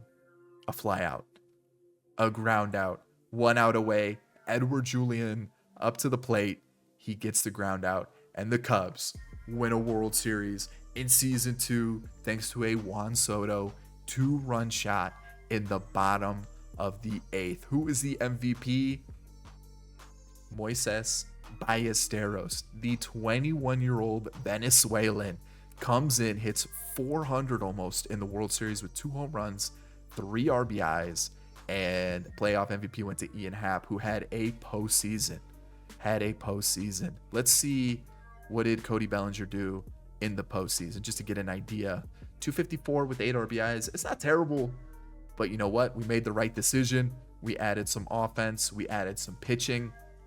And besides like Dansby Swanson, Michael Busch, and these 2 right here, everybody else delivered. Pitching got a little shaky. I'm not going to lie. It was a little worrying, but that's at least 1 World Series down. Another division title. We're up to 2 division titles and 1 World Series. Are the awards really going to be the toughest part? All right, exclusive negotiations. I'm going to pick up this option for Clay Holmes. Minter, he wants like, what, 9 mil, 10 mil? 10 mil's a decent chunk of change. And I don't know how much money I'm actually going to have once the arbitration and pending offers go through. So I'm going to offer Nido a contract as our backup catcher. And then Jorge Lopez only wants $900K for a season. So I'm going to hold off on Minter for now. Realistically, I probably will go back in for him. Alrighty, season 3, basically the same as last year, minus a little bit of power. I think also speed went down a notch or 2, or a ranking or 2. Realistically, it's the same team. The only change is a couple bullpen moves. Austin Cox and Keegan Thompson are in the mix. I let go of some of the older pitchers that we just weren't using. And as you can currently see, Ben Brown, I made him a closer, so his overall went down. I want to make him a closer. It's just I don't currently have a long reliever that I can rock with. So he'll get plenty of innings here in more of a bullpen role. We'll see how it goes. And then as you can see, Cade Horton's up to an 81. He definitely needs to be in the rotation. I'm waiting for someone to suck, and then we'll go from there. And I signed a couple free agents like Brandon Hughes. Daniel Misaki is actually someone that signed with the Cubs. I don't know how he's doing in real life. I've added him to this roster, though. He's up to a 71 at 30 years old. Probably not going to improve too much more, but I figured I'd mention that. So Brandon Hughes back with the Cubs, and you can kind of see like Juan Nunez is a new addition, along with Hayden here, and a couple of our other draft picks. So we've got plenty of depth bullpen wise. Lineup wise, in AA and AAA, I've brought in David McCabe, just so you guys can kind of know that I signed those guys, along with Grant Levine or Levine, whichever it is. But you can kind of see the team's looking pretty good.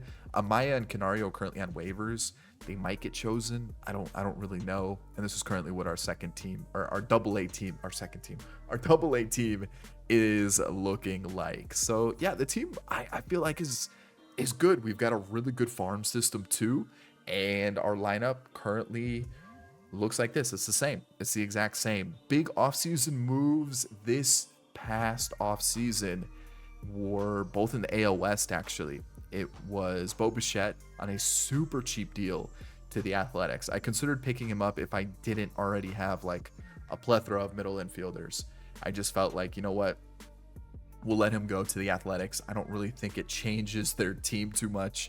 And the other big one was, this is a big one for the Astros, especially since it was under 10 mil for Vladdy. So yeah, the Astros got pretty good, I would say. So yeah, that's the team. I feel like ours is still very, very good, even though the bullpen did lose AJ Minter, who I don't know who he went to, but the only offers that he had were like 2 or 3 year deals, and it was like 10 mil each season, which I wasn't going to match. So I just felt like we traded for Austin Cox. We also traded for Hayden Harris, and I brought in a couple other lefties, and we still have Luke Little. So we do have the lefties available if needed, and we also do have just a crazy farm system, like I mentioned. Like, top 2 prospects in baseball, 3 of the top 10, 4 of the top 11. What is that? 6 of the top 15? Like, that's crazy. And if you just kind of look at our organization, drafted, right? Like, it's crazy how much of our drafted picks are making it into the top like 100 of the whole MLB, right? Like, it's crazy. I was looking at positions. We've got 3 of the top 6, 4 of the top 15 for starters. In right field, we have the number 1 prospect, the top 2 center field prospects, top 5 left field prospect and Owen Casey, top 6 for shortstop, and then third base, I don't think we have one. Second base, we have Triantos and Pedro Ramirez, and we don't have one for first base. I know that, and we don't have one for catcher. But it's because Ballesteros is no longer a prospect, and then Ben Brown is a closing prospect. So, yeah, the farm system's stacked. We're only in season 3. It should continue to be stacked because we're drafting really well. So you've seen the team. I'll show you the draft. Alrighty, season 3's draft. I have the last pick. I don't really know what to expect. I'm going to be honest, this draft class is pretty bad outside of like this guy. And I think there's another one that looks pretty good, but I just like... this guy. I think this guy's gonna be pretty good. I just don't know if he's gonna make it to us. So yeah, outside of that, there's a couple okay pitchers. There's a couple okay position players, but realistically, this draft class doesn't look that great from what I'm seeing. So I've thrown a couple players on my board. This is the one I want the most. Just the power numbers look great. But outside of that, I mean, there's a catcher. There's like this pitcher that like potentially I'll try to get, but like there really isn't much in terms of like players that really stand out to me. So let's just I don't even can I start the draft? Is it bugged? Am I bugged here? Am I not going to be able to start the draft? I'm not going to be able to start the draft. Sim to Cubs pick. Can't do that. Okay. All right, let's try this again. Hopefully it works this time. Start draft. There we go. All right, so it's going to be a pitcher for the number 1 pick to the White Sox, and it's going to be Juan Calero. Our scouts had him at 37th. Okay. Long hair for the second pick. I think it's going to be that pitcher. Yeah, Andy Kahn, number 1 overall player. And then the third pick is Freddie Becerra. Okay. 10th on our board, so a pretty good pick for the Athletics. All right, let's just skip to our pick. Let's see. Okay. Yeah, that guy probably gonna be pretty good, or he's gonna be really bad. It's gonna be one of the two. Let's see who was taken. Okay, so there's that catcher that I had on my board. Some pitchers. I like this guy, but his hits per 9 were a little bit low, but at rank 19, he definitely wasn't gonna fall to us. Who else are we missing out on? Beltran. I was kind of hoping he would have fallen a little bit. Matsui, a catcher who was like... I was kind of hoping maybe a second round pick for us, because like we had a 60. I guess it would have had to have been a first round pick because we have 67 for our next pick. Let's see here. Okay, all right. Well, there goes my choice that I wanted. So I really don't know who I'm going to choose here. He was kind of a pitcher that I was looking at. I really don't know from here on out. I feel like Rich Sellers. Wait, isn't there a pitcher named Richie Sellers? Yeah. Okay, well, now I don't really know who to choose, so I'm gonna look around. I don't know. I don't even. Let me throw these guys on my board just in case. And I think that was really about it for players that I thought looked really good, and I should take them. Maybe Sandoval in the second round if he falls to us. But I guess I'm taking a pitcher first round, huh? I'm going to take Richie Sellers. I don't know. I guess I'm going to take Richie Sellers. Is that back-to-back Rich Sellers in the draft? It is. All right, perfect. I'm going to go to the next pick. And, okay, I'm going to take Mitch Sherman. That's going to be my next pick there. Where was that center fielder that I was just looking at? Bautista. Where did he go? He went... Am I blind? Where did he go? Oh, he went to the Brewers. Okay. Alrighty, well, there's that. I don't think I really have any others that I am looking at position player wise. Ooh, hold on. 87 potential. I'll save them for maybe the next round. Maybe the next round. 92 potential. I think that might be it. Relievers. Any of these look pretty good. Do I get a reliever in the second round and switch it up for once? Potential on this guy looks really good. And I don't think he makes it to us in the next round. So I'm going to take this guy, and then I'm going to see if there's any relievers moving forward, because we could definitely use some. And there's a couple, but they don't really stand out. And I think all the position players that I scouted got taken. So I guess we're taking pitchers from here on out. Like, Ian De Silva doesn't look bad. He does actually look kind of bad, but he is 18, so he's going to be a little bit of a project. I guess we take... Actually, this guy's control looks pretty good. And his walks per nine are pretty good. I'm going to take Zach Fader based off of his per nines. Another round. Okay, I guess we could take Ramirez. I guess we take Ramirez here and finish it off with maybe Chris Connor or Martin Lopez. Let's go with, I mean, I have him 50% scouted on both. I don't think I'm going to be pretty accurate here. So yeah, the draft I don't think is going to be a good one. Alrighty, let's see how we did in the draft. Richie Sellers, 99 potential. We've got Sherman with 88 potential, but he's 55 overall, so yikes. 88 potential for Zach Fader and 86 for Daniel Ramirez. Other big names in the draft were Beltran. He looks decent. We've got Andres Batista, who we looked at, but Brewers took him before us. This guy, 82 overall, can kind of play a bunch of different positions, got some power in him, also 88 potential, so he isn't gonna grow too much more, but pretty good pick for the Pirates. There was another one, this one, left fielder for the Diamondbacks. 94 potential, looks pretty good. Still no generational players. Like, we've gotten some 99 potential players, but none that are like 80 overall with 99 potential. This was the second overall pick. He's got 88 potential, and I think that was it for like big potential high rated players. There was this guy who's 62 overall. Oh, this was the guy that we wanted, and he got taken, but he doesn't look as good as I was thinking he was. So I guess we avoided that disaster, if we can say that it was going to be a disaster. I'm trying to see if there's any like crazy potential players that maybe we could see in the future that weren't signed, but doesn't really look like it. So I think, you know what, I'm pretty happy with our draft. We've been getting really good picks. Maybe Eric DeYoung for the future. I'll try to keep an eye out, see if he pops up, but another 99 potential player is huge. So yeah, there we go. We just need some of them to start developing. I was going to trade Crochet just because he was sucking it up, but I'm going to see if I can re-sign him, and then maybe we turn him into a reliever, like a closer, because I got rid of Clay Holmes. I just DFA'd him. He had like a 7 ERA. I just couldn't keep him around. Keegan Thompson's only pitched 3 innings, so I'm not too worried about that. I'm really thinking about just making him a reliever. It's going to tank his overall, and at the same time, I could probably sign him for a little bit cheaper. What would happen if I make him a reliever? And just be like, yeah, sorry, dude, the experiment didn't work out. What is he as a reliever? An 80. What would he want money wise if I make an offer here? He wants like 6 mil.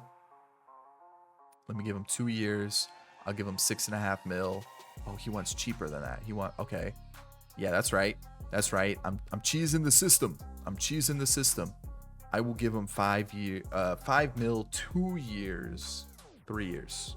Actually, as a really good lefty in the bullpen, I think we might be, you know what? I'm going to do 3. That'll be 29. We'll do 4. I'll get a little crazy here and be like, you know what? Actually, let's go 2. We'll keep it at 2 with the club option, see how it goes. And if it goes great, perfect. If not, okay, whatever. You getting greedy? All right, 11 mil. That's not too bad. And then I think that's really about it in terms of players I want to lock up for now. Actually, can I get PCN a friendly deal? 5 years. What would that take me to? 1, 2, 3, 4, 5 till 2031. I might wait a little bit then, maybe until next year. And I looked at everybody else Cade Horton's another one I would like to lock up long term, but he doesn't become a free agent until 2033, which is actually the last year of the rebuild. Okay, so I might wait then. Garrett Crochet is really the only one that's like kind of letting us down pitching wise. Outside of that, everybody else is doing pretty well. Offensively, Ian Happ got benched. He really fell off this season, and instead Owen Casey's been called up. So that's kind of the big thing here, and I don't really know what to do with the rest of the team right now. We'll have to wait and see. We're about to open up a lot of money in free agency, so it might be a wild off season. So we just got to August 2nd. We saw the picks. They were fantastic. Now let's finish off the year. All right, so 93 and 69, we won the division once again. We'll be taking on either the Braves or the Padres. Okay. All right, as a team, we ranked 6th in batting average. In runs, we were 8th, so we're kind of starting to slowly fall down a little bit, which is not ideal. If we take a look at ERA just really quickly, we were the best pitching wise though, so that's good. League leaders, Corbin Burns, shutouts and complete games, and Juan Soto had a crazy season offensively. Is this our MVP season? I hope so. That would be really nice. Looking at the league leaders, we've got a couple interesting ones. Pete Crow Armstrong almost had triples, home runs. It was O'Neal Cruz. Soto just missed out with 38. Okay. And if we take a look at awards, what are we going to have? Hank Aaron and a batting title. Spencer Strider won MVP, not Zach Gallen. What? I mean, if you're going to give it to someone, give it to Gallen. Also, Olsen had a pretty monstrous season, so MVP might be really difficult. Aaron Judge won it on the other side. Grayson Rodriguez was the Cy Young winner. Obviously, Spencer Strider is going to win it. Corbin Burns was also in the mix, but I definitely think Zach Gallen got robbed on this one. Batting title did go to Soto, so that's good to see. We at least got some kind of award, but not the one we're looking for. Arise won it with the Athletics. Okay. Liam Hendricks was reliever of the year, along with Emilio Pagan. Some interesting names right there. And then Brady House was your rookie of the year. 32 home runs. Had a pretty good season for him. And Heston Kierstead finally got a shot with the team, and he delivered, along with Jackson Holiday. Okay. We take a look at our squad really quickly. Wisniewski continues to do really well. He is starting to regress, sadly, but I mean, he's been fantastic the last 2 seasons. Tyone got moved out of the starting role. I mean, you could probably say I could have put him back in for Crochet, but Jordan Wicks was pitching, and he was actually doing fairly well. So Tyone did lose his spot. He did get 9 starts. I took him out well. He had like a 5.5 ERA, so he did drop his ERA, and he did still do fantastic. And I'm not upset with the production that he gave us for the first 3 seasons of this rebuild, but it's definitely time to turn to some of the younger pitchers. Palencia got some time in the majors and like a decent amount, 50 innings, and was fantastic. Jorge Lopez, again, really good in the 20 innings he pitched. We've got Brandon Hughes back with the Cubs, and over 18 innings was a solid lefty for us. We did have Austin Cox pitch a little bit. He wasn't bad, just wasn't great. And I'm keeping an eye on other pitchers that we have as they develop. So like Arias, Ben Brown, Luke Little, and a few others. So I'll keep my eye on them. Keegan Thompson really only pitched 6 innings, so it's really difficult to judge him. Alzolay stepped in, was good. I gave him an extension for $6 million over the next 2 years with a team option. So he'll be with the team for the next couple seasons. Setup, maybe closer, we'll have to wait and see. And Crochet's ERA is still at a 5, but let's see how he does as a closer. Only blew 2 saves and got 17, so might be the job for him back as a closer rather than a starter. Gave us, what, a year and a half of starting, which he wasn't terrible. Obviously not as good as he's been in real life, but let's see how he is back in this closing role. Corbin Burns continues to just dominate. Unbelievable season from him. Justin Steele does very well also. Last year of ARB, I'm going to see how this one plays out because I don't know how much more he'll grow. Same thing with Imanaga. We've got a year or a couple years of arbitration. I'm going to continue to do those just because he's been pitching well for us, especially as a 3. Our 1-2-3 is fantastic. Cade Horton, over a full season, did start to cool off towards the end of the year. He was hovering a low 4, and like August, September, he started to lose it to a 4.7. So he's probably going to be our 5th starter with Jordan Wicks as our 4th, which pretty good season. Again, as a starter, I can't complain about that at all, and pretty happy with that. Honestly, I could probably do Tyone here. And then Jordan Wicks gives us a lefty in the bullpen. I think I might do that. Give Tyone the run just because of how good he was during the season. Ian Happ lost his starting spot. Honestly, I'm going to give it back to him because Owen Casey was really bad during the season. As you can see, 163 ABs, just really struggled. I don't think he will moving forward, and he'll start to get better, but he really struggled with the time that he was given. Brennan Davis continues to be a very good bench bat. We've got Amaya, who took over for Nido, who was bad. And then Luis Vasquez is probably just going to be our main middle infielder off the bench. If we look at our prospects, Matt Shaw continues to develop. I think his time is coming very soon, along with James Triantos, who lost a couple attributes versus lefties, but he's still been just doing really well in AAA. We've got who else? Where is he? Oh yeah, Walker Jenkins had to get sent down because he was really struggling in AAA, and then this guy's up to a 77. It's because of his fielding attributes. I'm gonna be probably pretty patient with him just because of the vision and discipline. So he might not make it to the MLB until he's like low 80s. So we'll have to wait and see. Jefferson Rojas continues to develop very slowly. He still is only 20, so I'm not too worried about that. And talking about the actual lineup now, Nico Horner is 100% going to be a free agent. I'm trying to limit the trades, and I feel like free agency is a little bit more realistic for this anyways. I'll make the trades like the Cody Bellinger one every once in a while. It's just like Nico Horner, I just felt like I'm probably not going to get too crazy of a trade for him, and I don't just want to trade every expiring contract on the team. So he's gone. We're probably going to turn to Triantos or Shaw. Seiya has a ARB year. I'm just going to take that. I think he's been hitting fairly well. He shouldn't regress too much. I feel like for what, 20-ish mil, he'll probably give us one more good season. Soto continues to do fantastic. Christopher Morel, I think it might be done. I think it might be done, sadly. Michael Bush had a bounce back season, which I love to see. 34 home runs is a career high. Ian Happ, we talked about, lost his starting position, but he's going to get it back for the postseason. Dansby's starting to regress a little bit, but 40 doubles, can't complain about that. And then PCA finally has a breakout season with a 270 average and an 809 OPS. 10 triples, 30 doubles, and 20 home runs. Pretty happy with that. Moises, a little sophomore slump, but still not terrible, and he's still progressing fairly well, so I'm not too worried about that. My mouth is so dry. So that's the team. I'm feeling a little less confident than last season, so let's see how we do against the Padres. Okay, game 1 we went 10-1. The offense came to play. Game 2, 14-8. The offense is ready to go. We lose the third, lose the fourth, and as much as I want to let Cade Horton go, it's got to be Corbin Burns. Honestly, Corbin Burns should have had the fourth game, and we win 12-3. Now against the Dodgers, it's going to be Steele, Imanaga, Burns, and Tyone struggled, so I'm going to go to Horton on the fourth game. So Steele game 1, we win 5-1. Imanaga for game 2, we lose 5-1, which is a tough one. Corbin Burns against Ohtani. This is a good matchup, and we lose 11-9. Tough. Cade Horton, first playoff appearance, 11-10. It looks like the bullpen let us down here. Yeah, and then, oh wow, 5 runs in the 9th? Okay, so they blew it in the 9th. That's very unfortunate. Very unfortunate. Tyone, I can't let you pitch this game, sadly. We are going to turn to... Ooh, this is tough now. I guess it's got to be Justin Steele, huh? And hopefully he keeps us alive. Hopefully he does. He does. Imanaga, please. We're eliminated. Tough. 4-5. The bullpen lost it again in the 8th.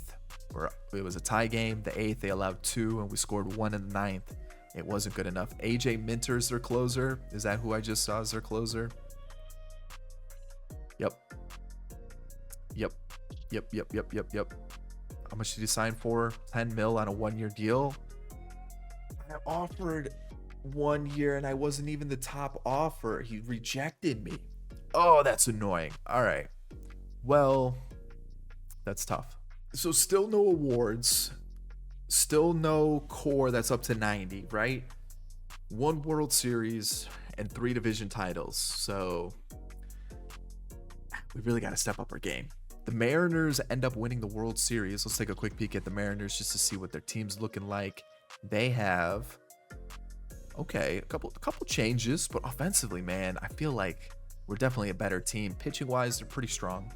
That's probably how they won it for sure. And sadly, we just couldn't compete. Cade Marlowe, World Series MVP, and you can kind of see the postseason MVPs. We're definitely gonna have to step it up offensively this offseason.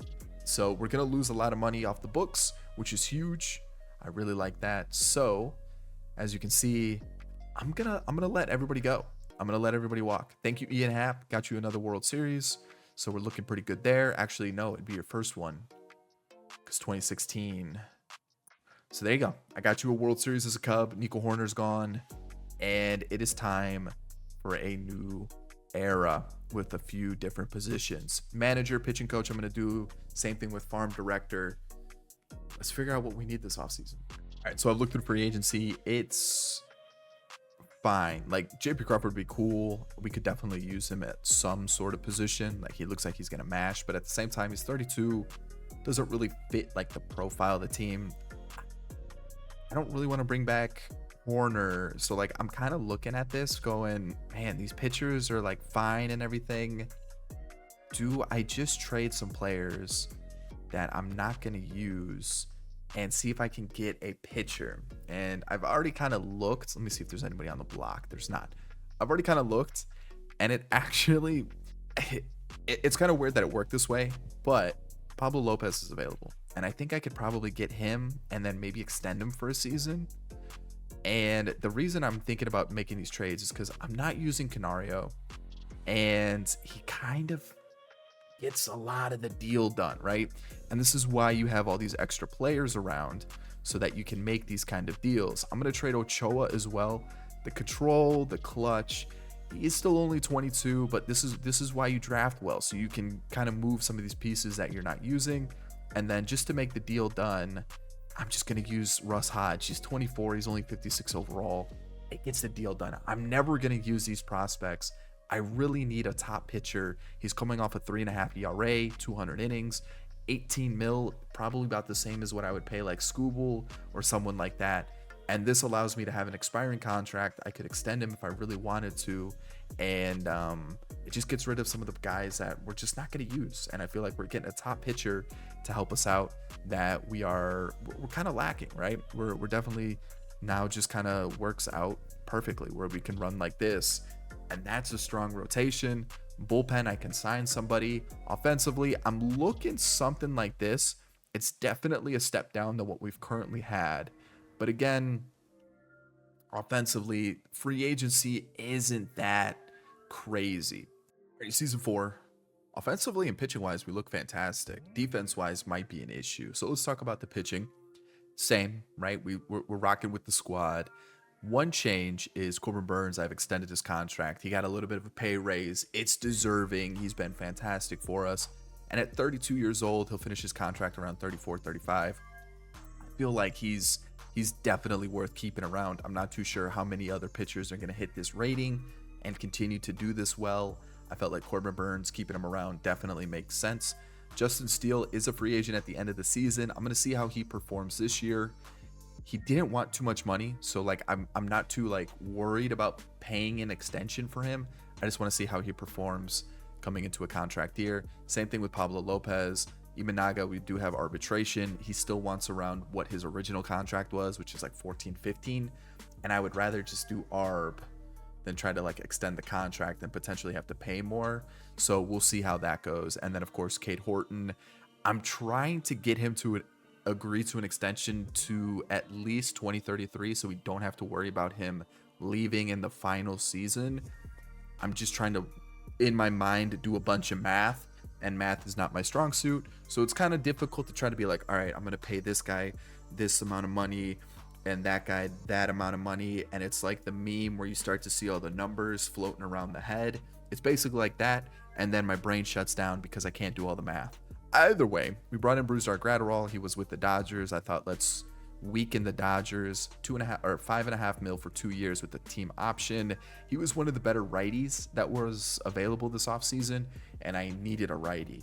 So there's that. And then outside of that, that's the team. We brought back Jorge Lopez, and Crochet is going to be the closer. Let's see how that goes. Offensively, like I said, we're rocking with the new squad, or like the new core slash a new era of the Cubs, right? Hap, Bellinger, they're gone. Horner's gone. Sea's about to be a free agent after this season. Like, it's a brand new kind of squad here. Triantos, Soto's technically like a new player.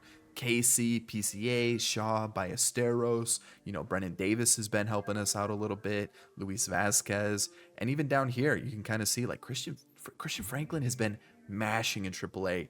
It's just, I don't have a spot for him, right? We've got BJ Murray, another player who's been mashing in AAA. I just don't have a spot for him. And then, of course, we've got plenty of good prospects down here in AA. So that's kind of like the new group that'll come up towards the end of the rebuild, and it literally will work out perfectly because those guys are like 22 and younger. So once they start to hit like their mid-20s, these guys will kind of be in their late 20s, early 30s, and we can start to move in that new group. And I mean, if you take a look at the top prospects, we still got plenty of them in the top 15. The pitchers are developing nicely. I'm feeling pretty good about this team. So overall, things are going great. As long as we continue to draft well, we should be fine. And looking at our challenges, that's kind of where we're lacking. We only have one World Series. We do have a division every single season so far, which is good, which is basically like halfway there. We don't have an award of any kind, and I'm not too sure who's going to win it.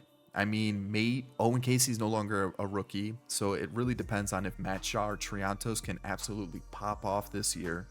And we haven't gotten a Cy Young. We haven't gotten an MVP. And then, of course, we still need our homegrown players, which right now it's looking like it's going to be PCA, Cade Horton, and then whichever prospect can just absolutely kill it, which I'm not too sure who it's going to be. Realistically, it's looking like it's going to be this guy. So we'll see. I don't know what to expect. Maybe we get like a crazy pick in the draft, but because we keep winning and winning and winning, we're at later round. We're like in the late first round. So like, we're really not going to get a generational talent unless we somehow get super lucky, which isn't going to happen. So let's see what happens. We did get lucky with that left fielder though, right? Like or right fielder, I should say. He was like a second or third round pick. Like, that's crazy for us. So, and he's got 99 potential. So that it still is possible. We got Bonilla in the second round. He's got 99 potential. So like, there definitely is a chance that we could get lucky and get another really good prospect. Just, we got to get lucky. Let's get through season 4. All right, it's draft time. We got the 27th pick. I don't know what to expect. I'm just going to hop into it. There's a couple crazy players at the beginning of the draft. Foster Sheehan maybe is one of them, but there's 2 pitchers that are like crazy good, and Alejandro Manza is not one of them. I want to say like one of them's like Rodriguez. I totally forgot because like I scout pitchers it's Willie Rodriguez. It's this one. It's insane. He's going to be crazy good. And then the other one is this one, Dominic Driver, who's got crazy potential, crazy overall. I'm not going to get him. Other players are, where are they? Wait, Dominic Driver just got taken. I think there's a couple position players too. I think like Peck is one, and there's a couple there's just a couple position players that were just like not going to be in my reach that I wasn't going to be able to get. So let's see what happens. Okay, one of my players was taken. Who was it? It was, it's the first baseman. He was like my last resort. So like, I'm okay with him getting taken there. So what I'm going to do here is, he's ranked 83rd. I might try to get him in the second round. He's ranked 79th. I could probably possibly get him in the second round too. I guess it depends on like, let's see, when is our next when is our pick next? 66 and then 103. So I definitely won't be able to get them at 103. So I think I'm gonna have to take them now. I did want to take this third baseman, but I feel like he kind of looks like that shortstop we already have, where like fielding, he looks amazing. Hitting wise, he's probably not going to be that good, and he's already 21. Probably should avoid him. So I think I'm going to go pitcher heavy, and I'm going to go with Courtney on the first one. Larry Courtney. And then next round, I'm gonna take Whitman, just because again, I feel like let's just get a couple good pitchers. And then next round, I'm gonna check. Do I go Shibuya? I don't think I should go for another. Okay. I'm gonna take this guy. And then basically from here on out, I don't really know who I'm gonna take. It's just gonna be whoever looks good. Like Ruiz could be the guy. I feel like again he's got some pretty decent potential.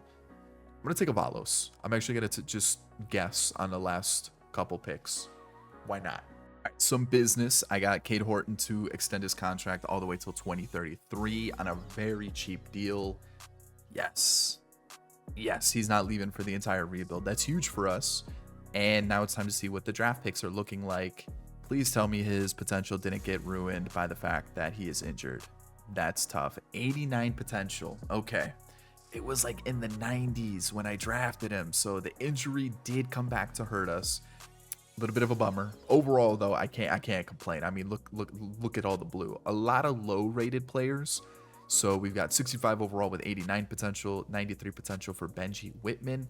Looks pretty good already. We've got 94 potential for Jonas Franco.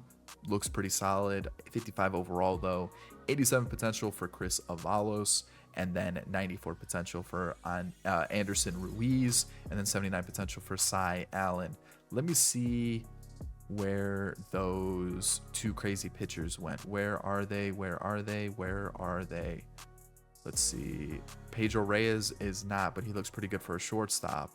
Where is, okay, another second base, another player that looks pretty good, 70 overall, 92 potential. Where did they go? Oh, here's Willie Rodriguez. He went to the Astros, 84 overall, A potential. He looks insane, 92 potential. He looks crazy. Look at that, walks per 9, home runs per 9. Holy cow. And then where's that other one? Where did was it Brooks Ramirez? Was it him? I thought there was another pitcher that looked really good. Rafael Ortega. Is this Rafael Ortega reincarnated? Lefty, plays the outfield. Okay. There he is, Dominic Driver. 72 overall, 92 potential. Looks pretty good. I'm still happy with my picks, though. A lot of high potential players. The issue is a lot of low-rated players. So we'll see what happens. Other than that, look at what the team's doing. 74 wins at the trade deadline, which is crazy. Pitching-wise, Cade Horton is a monster. I'm probably going to have to move him up in the rotation. I'm thinking about giving Pablo Lopez an extension. It just kind of depends on the money really quick. Let me take a look. 14 mil is not bad. And I think I can get one more year out of him. Justin Steele's starting to regress, so that's why I'm a little hesitant to give him one. What if I do 2 years club option? Will that make the deal a little bit better? We'll do that. And okay, what about 33? 34? Can that be the deal? Okay, what if I just do normal? No? Okay, 35. How about that? 35 sounds good. Yeah, Justice Steele's kind of regressing. I want to see how he finishes off the year, because as you can see, last couple seasons has kind of trended downward, which isn't the best. Other than that, I'm liking the team. I don't want to mess with anything else. I don't want to spend too much money because I know a couple names are becoming free agents this offseason, and I would like to add them to the team. So let's see how we do with the rest of the year. No, Corbin Burns. What? I'm a little upset. Offensively, though, we're looking good, so I'm not going to mess with that. 109 and 53, another division. So it's 4 in a row, which is huge. We're over halfway there. And the Padres or the Brewers? Okay. All right. As a team, we ranked first in batting average, third in runs, and kind of like doubles, hits were up there. Home runs were top 5. Obviously, RBIs were tied for second. And ERA as a team, fielding percentage, we were a little bit low. Oh, yikes, 18th. Not ideal, but first for ERA. Cade Horton was a monster. That's huge. League leaders, Cade Horton. Shota had the most wins. Crochet had the most saves. Cade Horton has the most WAR as a pitcher. And then Juan Soto popped off offensively. Is this a year where we can, kind of check off some of our awards, please? Please? Wow, Baez got in 2027, his potential went up to B? What? That's crazy. And like, that's a big gap. 7'11 to 6'13. How did Nico Horner do? Yeah, that's kind of what I expected. All right, so looking at the rest of the league, let's see here. Home runs, Ohtani still beat Soto. I'm a little worried about that. I'm not gonna lie. Let's take a look. What awards did we get? Okay, there's 5 there. We got the Delivery Man of the Year. We got a Cy Young. We got the Cy Young with Cade Horton. We got the Hank Aaron. We got the Rookie of the Year. And a batting title, because I already saw Ohtani got the MVP, so I wasn't getting too hyped about that. He did have a crazy season, pitching wise and hitting wise. I need him to leave. Get out. Stop being good. I can't, like, I'm like, yeah, I signed Soto. He's gonna be perfect for us. He's gonna win us the MVP. No, you got Ohtani just continuing to mash. Stop being good. Stop being good. Judge won it on the other side. He also had a crazy good season. Chase Hampton for the Yankees won Cy Young. Cade Horton, our homegrown player, up to an 89 overall, just signed an extension. He is our Cy Young winner. Crazy. We can check that one off the board. Batting titles, Soto once again. Aaron Judge won it on the other side. Wes McQueen, reliever for the Yankees, looks unbelievable at the age of 23, 50 saves. Okay, all right. And then Crochet won it for us. He does. Oh, that's right. We gave him that option. I'm definitely going to pick it up. The guy was unbelievable for us. Take him out of that starter role, put him back in the closer. He's lights out. And then Rookie of the Year goes to James Triantos, who ended up hitting 25 home runs, 32 doubles. Okay, 10 stolen bases, 290 average with an 822 OPS. What was the WAR? 1.4. Okay, all right. So fielding wise, probably not the best, but hey, hitting wise, he got it done. Chase Hampton won the Cy Young and a Rookie of the Year. Okay, Chase Hampton, I see you. But James Triantos, Rookie of the Year, check it off the board. So let's take a look at our team. How did we do? This is what we're gonna line up for the postseason. And yeah, we had a couple guys come up. I don't know. Was it Assad? Did he pitch this year? No, he did not. It was Palencia, who struggled after 23 innings, so I took him out. He's also starting to slightly regress, so we'll see how that goes. And then Michael Arias got a debut. He's continuing to develop really nicely as a reliever. 12 innings, but really struggled. Home runs and walks, big issue for him. And then also Jordan Wicks. Yikes. Yeah, not great. So Wisniewski, it looks like this is kind of his final run, which is unfortunate. He's been so good for us, but yeah, it's looking like this is his ending, which sucks, but yeah, it happens. Imanaga's also starting to regress a little bit. Does have 2 years of arbitration left. I don't want to get rid of him, but he's clearly regressing, so it might just be one of those where, you know what, all right, it sucks, but we're going to let him walk after this season. It'll open up like 14 mil for us to spend on a new pitcher. So we're looking good there. Jorge Lopez gave us 4.5 ERA after bringing him back on a $4 million deal. He's been pitching around 20 innings, so it's kind of tough to judge him, but it's not a terrible season, but I definitely kind of wish it was a little bit better. Brandon Hughes as a lefty was once again really solid. I don't know if we'll get another good season out of him. We are going to open up quite a bit of money this offseason, so I think we'll be fine to be able to bolster a couple positions. Gratterall was very good, only pitched 12 innings though, so there's that. 5.5 mil, I will definitely be picking that up. And then Ben Brown came in, gave us 62 innings, gave us a little bit of everything, some long relief, some middle relief, and he was good. It took till 2027 to give him a debut, but he was really bad in AAA as a starter and as a reliever, but we finally needed a reliever to step in. I gave him his opportunity and he took it. And then Alzolay as our setup guy was unbelievable. Again, we've got that team option. I'm probably going to pick it up because he's not really regressing too much. I think we can get one more season out of him. And then Crochet, we've already talked about. I mean, the guy, crazy development this season, was lights out. Love to see it. Corbin Burns got his ERA back under 4, which is good. The whip's at 1.17, which I'm okay with. The FIP at 3.7, so not bad. He is regressing, which sucks. We've got 2 more years of him, so hopefully he doesn't regress too much. Cade Horton, we already know, Cy Young winner. He's going to be the number 2 behind Burns, but hey, I'll take it. 25 years old, all-star this year, a Cy Young, love it. Justin Steele, still very good. I just don't know if I can give him another contract, especially with Pablo Lopez extension. But hey, both of them very good pitchers, and those are going to be the 4 for the postseason. The one guy I can highlight, Tom Cho, up to a 78 overall at 20 years old. I still am not going to rush him. I'm not in any rush to call him up to the majors. We've got some good pitchers. We can always sign a veteran if needed. I still feel like those per nines are a little bit low. Maybe another season and a half, and then we'll be good to go. All right, let's talk about this lineup here, and we'll talk about the bench. Christopher Morel, actually pretty decent, 60 ABs. Kind of was hoping he would have gotten a little bit more. Who got the bulk of the ABs? Brendan Davis, Miguel Amaya, okay, and Luis Vasquez. Really, not Morel. Still was good though. Still was good. I think we keep him around. I can't get rid of Christopher Morel, and if he's able to be a productive bench bat, we'll keep him around for sure. Christian Franklin was pretty solid off the bench. He took over for Miles Mastroboni, who had a couple ABs here and there, and outside of that, that was really about it. But yeah, Christian Franklin called him up, got 70 ABs, was pretty productive.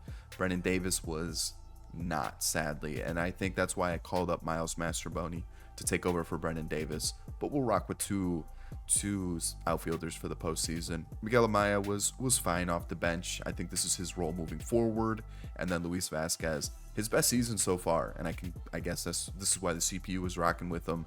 He was the hot hand, so we'll rock with him as our middle infielder moving forward off the bench.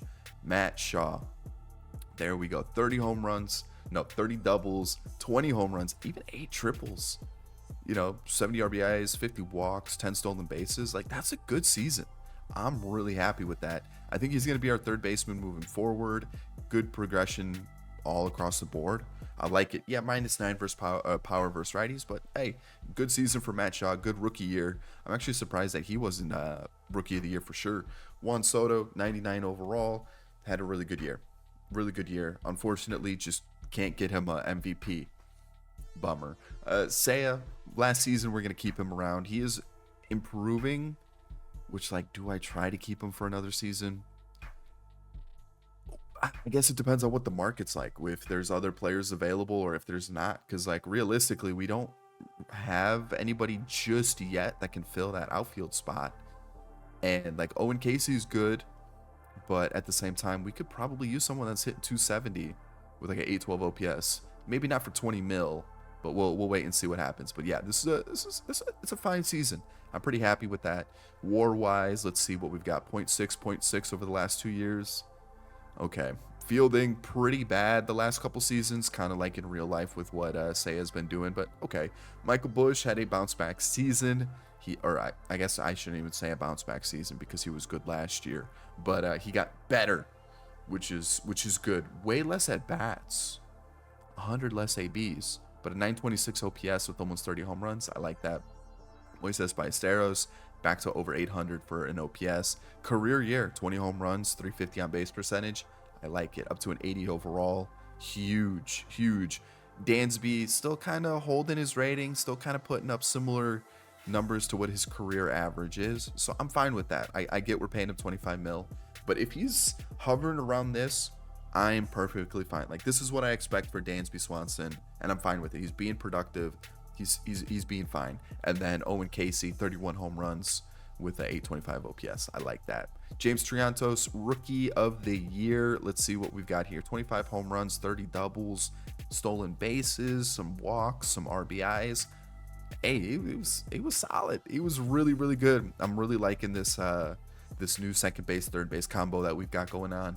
And then PCA, he even hit 260, just over a 300 or a 300 on base percentage with 22 home runs and 44 doubles. We got to get these stolen base numbers up. That's not good enough. But overall, he's the first player to hit 90. That's homegrown.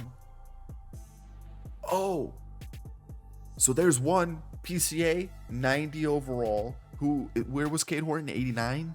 Okay. We're right there. We just need a third. Who's it gonna be? It could be Sellers. I don't know if PCA and Cade Horton hold it down long enough. It's probably going to be McHenry. Man, he lost a couple attributes, which sucks, but it's probably going to be him. He's already up to an 80. Okay, or Tom Cho. It's going to be a race. Who's it going to be? It's going to be one of those two. So we're either going to have 2 pitchers or 2 outfielders. And I'm set for the postseason now. Who are we going to take on? Who are we facing? The Brewers. All right, Brewers, let's do this. First win in the books, 4-1. Ooh, that's not good. We lose the second. Justin Steele, please. We win the third, and Pablo Lopez closes it out. So now Corbin Burns against the Braves. We win. Cade Horton, please. I need you to put together a good outing. Please. Doesn't matter. We win anyways. Advance to the World Series to face the Mariners, which they're a good team. Nico Horner is first season with the squad. You know, we'll see about that. Offensively, I definitely think we are a better team. They got Tovar. Okay. Pitching wise, this is definitely their strong suit. So it's really just going to come down to we need to score. We need to break down this pitching of theirs. And man, I'm gonna do this. Ooh, I can't do that. I might make Pablo Lopez day 3. Actually, I could. There's a whole week where I could definitely shuffle up the rotation. So we're gonna go like this. And man, Jorge Lopez has been pretty bad. Do I have somebody I could call up? Maybe Palencia. I think I might leave it as is though. We've gotten this far. Ooh, this is not good. That's not good. All right, we're gonna stick with it though. Against the Mariners, Cade Horton game 1. No. We're gonna go Corbin Burns game 1. Pablo Lopez, Cade Horton, Justin Steele. That's what I want. All right. Corbin Burns game 1 of the World Series against the Mariners. We win 3-0. Game 2, 4-3. Game 3, 6-2. And for the sweep, the second World Series in the books. That is a huge win for us. Owen Casey MVP, and the playoff MVP went to Juan Soto. So 2 of the last 3 years was the Cubs. Mariners won it last year. This time they fall a little short. And okay, Michael Busch, Juan Soto have a postseason. Even Matt Shaw. That is massive for us. I mean, 360 in the leadoff spot, 407. Seiya hit 300. I mean, boy, Mo Baller with a 300 average. The bottom half of the lineup definitely little suspect. But then look at the rotation. Justin Steele, the 5 ERA is not great, but Corbin Burns, Pablo Lopez, Cade Horton helped out a little bit with that World Series game. But yeah, we definitely got it done. Got that World Series. Second World Series checked. We're already halfway to that 4-point. We have a division every single season so far. We finally got the Rookie of the Year. We got the Cy Young. We just need that MVP. We're getting closer. All right, exclusive negotiations. I think staff-wise, I do need a manager, so I'll do that. But Justin Steele, 20 mil. What's the qualifying offer? 21.3. Do I want Justin Steele back? It's nothing against him, right? He's been very good for us this entire rebuild, right? Like that first year was a little rough, but outside of that, he's been fantastic. So what I'm gonna do, I'm gonna do the qualifying offer. I'm gonna tender a qualifying offer to him. And if he stays, great. If he doesn't, it's not the end of the world. We can go and sign somebody else with that 20 mil. I am picking up Crochet's option of 5.5. I am picking up Bruzdars of 5.5, and also Adberts of just over 5.7 mil. Seiya, what does Seiya want? 7 mil. I mean, even off the bench for 7 mil is like not bad, right? 7.5 mil to come off the bench, like, or even start for us. I don't think that's bad. I think, you know, paying someone that's been hitting really well for us, 7.5 mil. Let's give him one more year, and then I'll let Jorge Lopez walk, and we'll go from there. So I do need a manager. I need to do that before I forget. All right, season 5, basically nothing changed except for one new addition. I've just become a Twins second team. Joe Ryan has joined the team for 15 mil, 1-year deal. He's coming off of a very good season. I don't really know how much more he'll improve, but yeah, I needed an extra pitcher, and I accidentally gave Shota Imanaga arbitration. I was kind of going through the arbitration screen, and I kind of like zoned out for like 2 seconds, literally 2 seconds. And as I hit offer arbitration, I realized it was Shota, and I go, oops. So yeah, he's on the team still. Realistically, I don't know who else I would have tried to sign out of free agency. Maybe like Mackenzie Gore. That probably would have been the player that I would have targeted instead of Imanaga, but unfortunately I offered Imanaga a contract. So I am gonna adjust this a little bit. So we are gonna go like that. I think that's what our rotation is going to be for the year. And then the bullpen is basically the same. We're just been chopping and changing different relievers. Whoever pitches the best is going to get the innings. I'm going to rock with one less pitcher this year just because we're starting to run a little thin on players that I have faith in. So Assad and Wicks are going to start in AAA. We've got a couple guys on waivers. Arias, I think, is going to be okay. It's just I ran out of options, and he's been developing pretty well. Luke Little, I'll definitely give him another opportunity. I just don't know if he'll pitch well. And then we've got a couple other guys that are like kind of fringe ready, but like not there just yet. And then Ben Brown pitched pretty well over 60 innings last year, so I'm going to see how he does this season. So yeah, we've got some good relievers. I definitely need to start scouting more relievers because I need to start getting some B potential guys that I can rely on for the future. So that's going to kind of be an area I'm going to target this year, rather than just focusing on starters. I could also make some of our starters relievers. Like this guy, I could probably make him a reliever. He's not really going to develop like crazy, but like I might just do that. I might just make him a closer right now, just get him started there. And is there anybody else that's got some low stamina that we could potentially turn into a reliever? Like, I don't know if he's like Will Sanders. You know what? I'll keep them for now, but like if I start getting starters that have like low 60s, maybe mid 60s, kind of like Wesneski, if we start to get like 60 stamina starters, I might start making them relievers. That way we start having some depth, or even make them closers, so we start having some depth. So the team is basically the same. Nothing's changed at all. We're just gonna rock with an extra bat, and then of course, you know, Bonilla and other prospects are starting getting close to MLB ready, which is awesome. Jefferson Rojas is going to start in AAA. I've signed a couple other prospects like Luis Baez and Cosetti to fill out the roster, but I doubt they really ever make a real impact. So the team's still looking good. Free agency should have some big names coming up this year. We've already talked about Yordan. We've already talked about Acuna. So we should have some money to spend too. We're tight on the budget right now, right? But next year we're down to 126 mil. And it's Soto, Burns. Is his a option? No. Swanson's in the last year of his deal next year. Pablo Lopez is a option.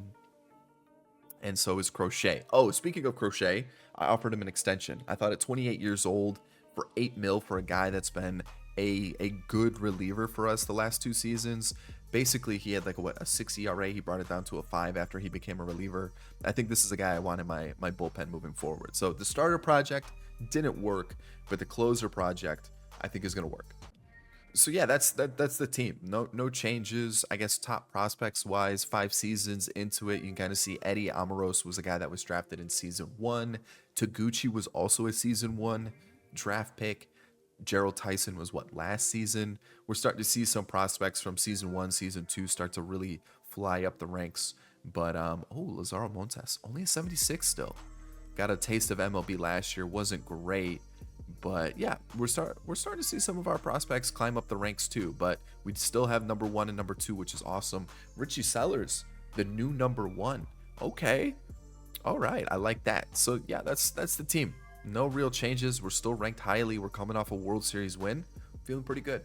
All right, so I've skipped the draft, or at least I didn't show you the draft because I'm at the point where I don't think a lot of the guys will feature, but at least I'll show you the draft picks. But really quickly, let's just kind of talk about the team really quick. Since we're talking about the prospects, let's talk about our prospects. Bonilla's starting to figure it out finally in AAA. Good on base percentage, good average, even slugging a little bit, which is good. 75 overall, definitely a guy to keep an eye on moving forward. McHenry is knocking on the door. Like, he's starting to figure it out. 14 home runs, good on base percentage, average OPS. He's slugging. He's a guy that could literally play any outfield position. And I think is a guy that could really start to push for a call up soon. Even Walker Jenkins, same thing. And with these guys, it kind of makes me think PCA might not be the guy, sadly. So I thought right here, I thought we were starting to figure something out. The average was kind of settling around the 260, 270 range. On base percentage was a little low, but I could still work with it because the OPS was around 800. The issue is, like, he's not really putting together crazy seasons. So I don't know. Maybe he has a really good second half, but maybe PCA is not the guy. Especially with the crazy depth that we currently have in the outfield position. Like, we've got some really good players. Sadly, Rojas isn't really hitting well, not really developing as I was hoping he would have. And the main one here, Alvin Wolf, the shortstop that we drafted, he's starting to hit pretty well at AA. 23 AA. I think he's gonna be more of a, well, I guess he might be able to play shortstop, but I don't know. He is developing well, so he might be a guy that we could potentially call up to at least AAA. Currently, the one bat I'm worried about is Matt Shaw, and just a sophomore slump. It's looking like the numbers aren't the best, so we'll keep an eye on him. He's still only 26. Owen Casey's going through a little bit of a sophomore slump as well, and Michael Bush is slightly regressing, so we might be in the mix for a first baseman soon, which I guess McHenry could play. It's just with that arm, I feel like he'd be better suited for the outfield. So what I'm thinking is potentially Soto moves to left, Casey moves to the infield because he does have first base eligibility, and then Michael Bush becomes a bench bat. He does become a free agent in a couple of years too, so he's been fantastic for us. I'm not writing him off at all. It's just it might be time to just maneuver a couple players around. So let's take a look at our draft picks. And here they are, a crazy good draft once again. We've got a 61 overall with 94 potential. I honestly did not expect these potentials to be that high. The only one that I had faith in was Thomas Morris, but I did not expect the 99s. I knew this guy could have been just because of the low overall. Both of them in their 50s, but 99 potential and 96 potential for Herschel Swan. Was not expecting that at all. Again, can we get a little bit more variance with the type of players? Right? Especially like the sizes. Like I'm not knocking on people who are short. I'm 5'10". I'm not the tallest myself, but like I feel like every prospect is like 5'8", 5'9" with good speed, and then, you know, like I don't know. I just feel like we need a little bit more variance. So anyways, Jose Gonzalez, probably going to be a second baseman. Looks okay, right? I think the contact is pretty good. The vision discipline. Swanson doesn't look too much different. So I feel like we got two pretty good picks there.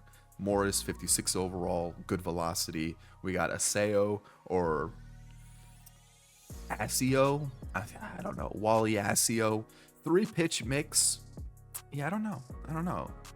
Interesting. We got Manny Veras, who I drafted this guy with the intent of making him a reliever. I noticed during his scouting report that his stamina was a little bit lower. It's under 70. It's not the worst. I definitely think he could be a starter, but I think this guy could be a reliever. That was kind of my idea, and I feel like he'll fit that spot pretty good. And like I said, I needed relievers anyways, so that was kind of my idea with him. Make him a reliever along with Alex Matsui, who is a reliever. I think he's an okay prospect for the future, but yeah, Manny Veras, gonna make him a reliever. 91 and 71, so not as good as we've been in previous seasons, but we did win the division once again. 5 in a row. As you can see, the Brewers were 83 and 79, 8 games back, and we're still winning the division. Like, it's good. 5 of 7 complete, which is awesome. League leaders, Corbin Burns, most complete games and most innings pitched, and then Juan Soto once again kind of running the offensive categories, which is huge. I do not see Otani, did he drop off a little bit? He's starting to regress. He still did have a pretty crazy season though, so that's tough. I guess now that we're like 5 seasons in, we can kind of look and see if there's any new names. Ian Happ with the Rays. Ian Happ just having a little bit of a resurgence at the age of 33. Oh, what? Okay. All right. I see how it is, Ian Happ. I see how it is. But I'm trying to see if there's any like a Jet Williams, Dylan Cruz, who are starting to make their mark on the league now. And you can see the doubles there, some triples for what's his name? Jackson Holiday. I almost said Jordan Holiday. I almost said Justin Holiday. That's not correct. Jordan led the league in home runs on the AL side and Austin Riley on the NL side. So Michael Harris, 41. Interesting. Okay. Awards. Here we go. We need an MVP. Let's get that challenge done. We've got a Cy Young. I think Austin Riley won the MVP. He did. We won the Hank Aaron and we won the batting title, and Soto finished in second. And he's regressing. Oh no. Let's see here. 45. I mean, what's the difference here? The RBIs, is that really the difference? The RBIs, let's see what is the WAR looking like? 7.3, 7.7. I feel like I'm getting robbed here. 210 hits, more doubles, same amount of home runs, just slightly less RBIs. What is that? 17 less RBIs, more walks, less strikeouts, more stolen bases, better average on base percentage, slugging, and OPS, more WAR. What more does Soto got to do to win a MVP? Jordan won it on the other side after an unbelievable season. It's looking like he's starting to regress a little bit, which he was going to be a target of mine in free agency, but maybe not. But at the same time, I let Ian Happ go, and now he's becoming a 40 home run hitter. So there's that. We do win another Cy Young back-to-back, this time with Corbin Burns. We've got one more year with him. He's improving. He's becoming a crazy pitcher for us. I love it. And let's see here. Daniel Espino on the other side, on the AL side, with the 4.5 ERA. Curtis Mead and Juan Soto batting title winners. Robert Garcia, along with Clase, as the reliever of the year. And then rookie of the year goes to Lazaro Montes and Dylan Lesko. All right, let's take it. Oh, I didn't check to see if this is correct. Let me fix it. I wonder if Atlanta having a better record than us also plays into a part of him winning MVP, which would be dumb. But I guess as we're taking on the Diamondbacks in the wild card situation. Let's talk about the team. We got Justin Steele here, who wasn't as good. I did pay him 25 mil. I don't think I mentioned that at the beginning of the year. Quite a bit of money. Kind of expected this, I'm not gonna lie, but I figured let's give him one more run with the team, and I feel like now we can finally part ways with him. 2 World Series, which is awesome. I feel like he was a very good part of the team for the majority of this rebuild.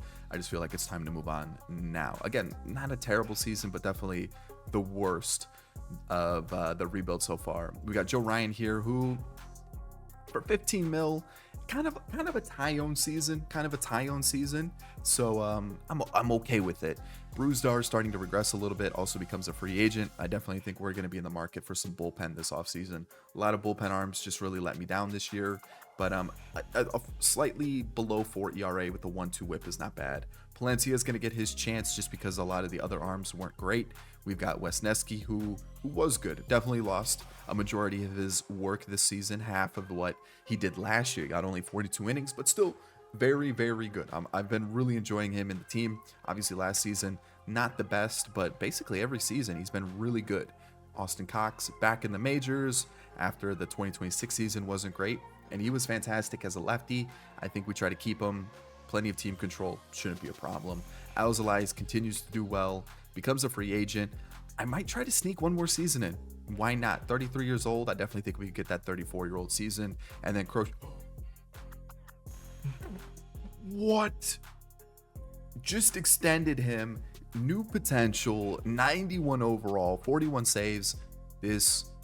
Hey, we traded as a starter, but you know what? As a closer, I'm okay with that. Corbin Burns, we've seen his season. Unbelievable season for him.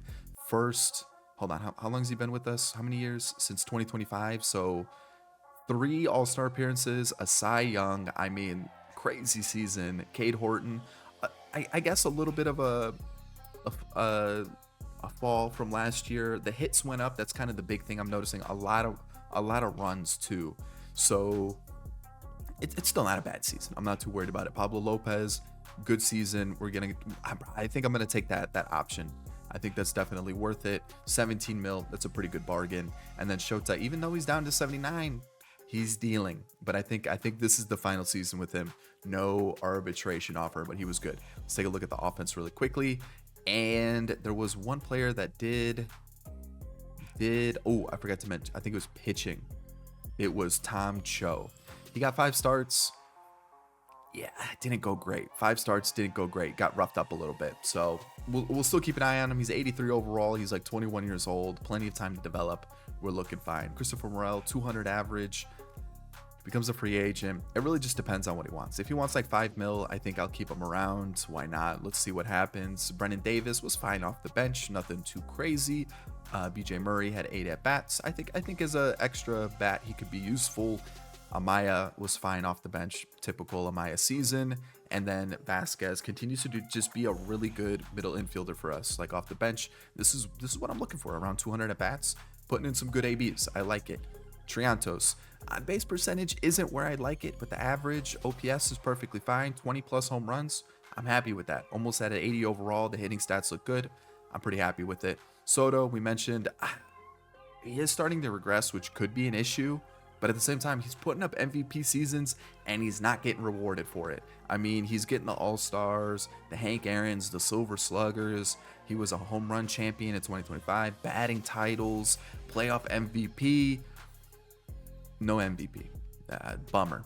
Seiya, 27 home runs, which I believe is a career high, and just a career year overall, which it sucks to see him go. But I think this is now the time. We've got plenty of other bats that can come up and help us. Seiya, thank you for your time. It's crazy that you were the one that stuck outside of Happ, Bellinger, and Horner, but he continued to produce, and for the price, I couldn't turn that down. So that's good. Michael Busch, again, just a very consistent batter for us. Love to see it. Dansby Swanson, one more season, but you know what? He's still producing. So I'm not hating on him. One more season, and I think that'll be the last season. I definitely expect heavy regression next year. So luckily we've got maybe like Shaw that could step in, and yeah, maybe Shaw moves back to short. Trianto stays at second. And then do we have a farm system player that could step in? Not really. So maybe next offseason, a third baseman or a shortstop is the target. Ballesteros hitting 285 with 360 on base percentage, 810 OPS. It looks like he's going to be a high teens, maybe 20 home run a season hitter, which is good for a catcher. I'm really looking forward to that. He's still developing. Love it. Still only 24 too. Is becoming a free agent in 2032. So we got some years. Owen Casey mentioned that he did, the average dipped. The average in the on-base percentage dipped, but he still hit close to 40 home runs. So yeah, give me more of that. Matt Shaw up to an 80. Had a little bit of a sophomore slump. Still 20 home runs though, so not bad. And then PCA, the hitting stats just, they're not translating. So he's got to watch out. He might get replaced. This guy's developing like crazy. But with that being said, that is going to be the playoff roster. We're taking on the Diamondbacks, and we are not through, but we win that one. So Shota, can you get us started against the Braves? You do with a 4-2 victory. Corbin Burns with the second win, and we just sweep the Braves. Heading into the series against the Padres, I might actually, let's see here. I might just move everybody up a spot, and then Imanaga stays at the 4. And taking out the Padres, I'm feeling pretty good about this. They've got Skubal. We win 6-5. We win 5-2. 10-9. We sweep the Padres too, and now taking on the Orioles. Let's go take a look and see what their team's looking like. Did they hold on to everybody? I know they lost Adley, but like Dylan Beavers, Kobe Mayo, Norby. I mean, this is the Orioles. This is the Orioles with Danny Jansen instead of Adley. And Grayson, Bradish, Wells, McDermott, like Mize is new, Morejon's new, but like, yeah, this is the Orioles. This is the Orioles. So World Series time, Grayson versus Corbin Burns. We win 6-3, 9-5. Cade Horton 7-4, and Shota Imanaga 3-2. Our only loss came in the first season, or the first series against the Diamondbacks, and it was a 6-7 loss with the bullpen blowing it. No, don't advance. With the bullpen blowing it in extra innings, where we allowed 4 in the 8th, and then we lost it in the 10th where we weren't able to score. But every other game we won. Unbelievable by the pitching staff. A lot of 10-9 is not ideal, but like the offense came to play, the pitching did their job. Who was the MVP? Christopher Morel, who hit 1,000 with 2 RBIs. I bet you he had 1 at bat the entire postseason. Soto and Bush were the MVPs basically, but Soto 4 home runs, 8 RBIs. I got to take a look. How many ABs did Morel had? He had 1, 2 RBIs. It wasn't even a home run. He was the MVP for the World Series. That was his only at bat for the entire postseason. I mean, it mattered. I got to see when it was. It was in game 1 where we got 5 runs in the 9th.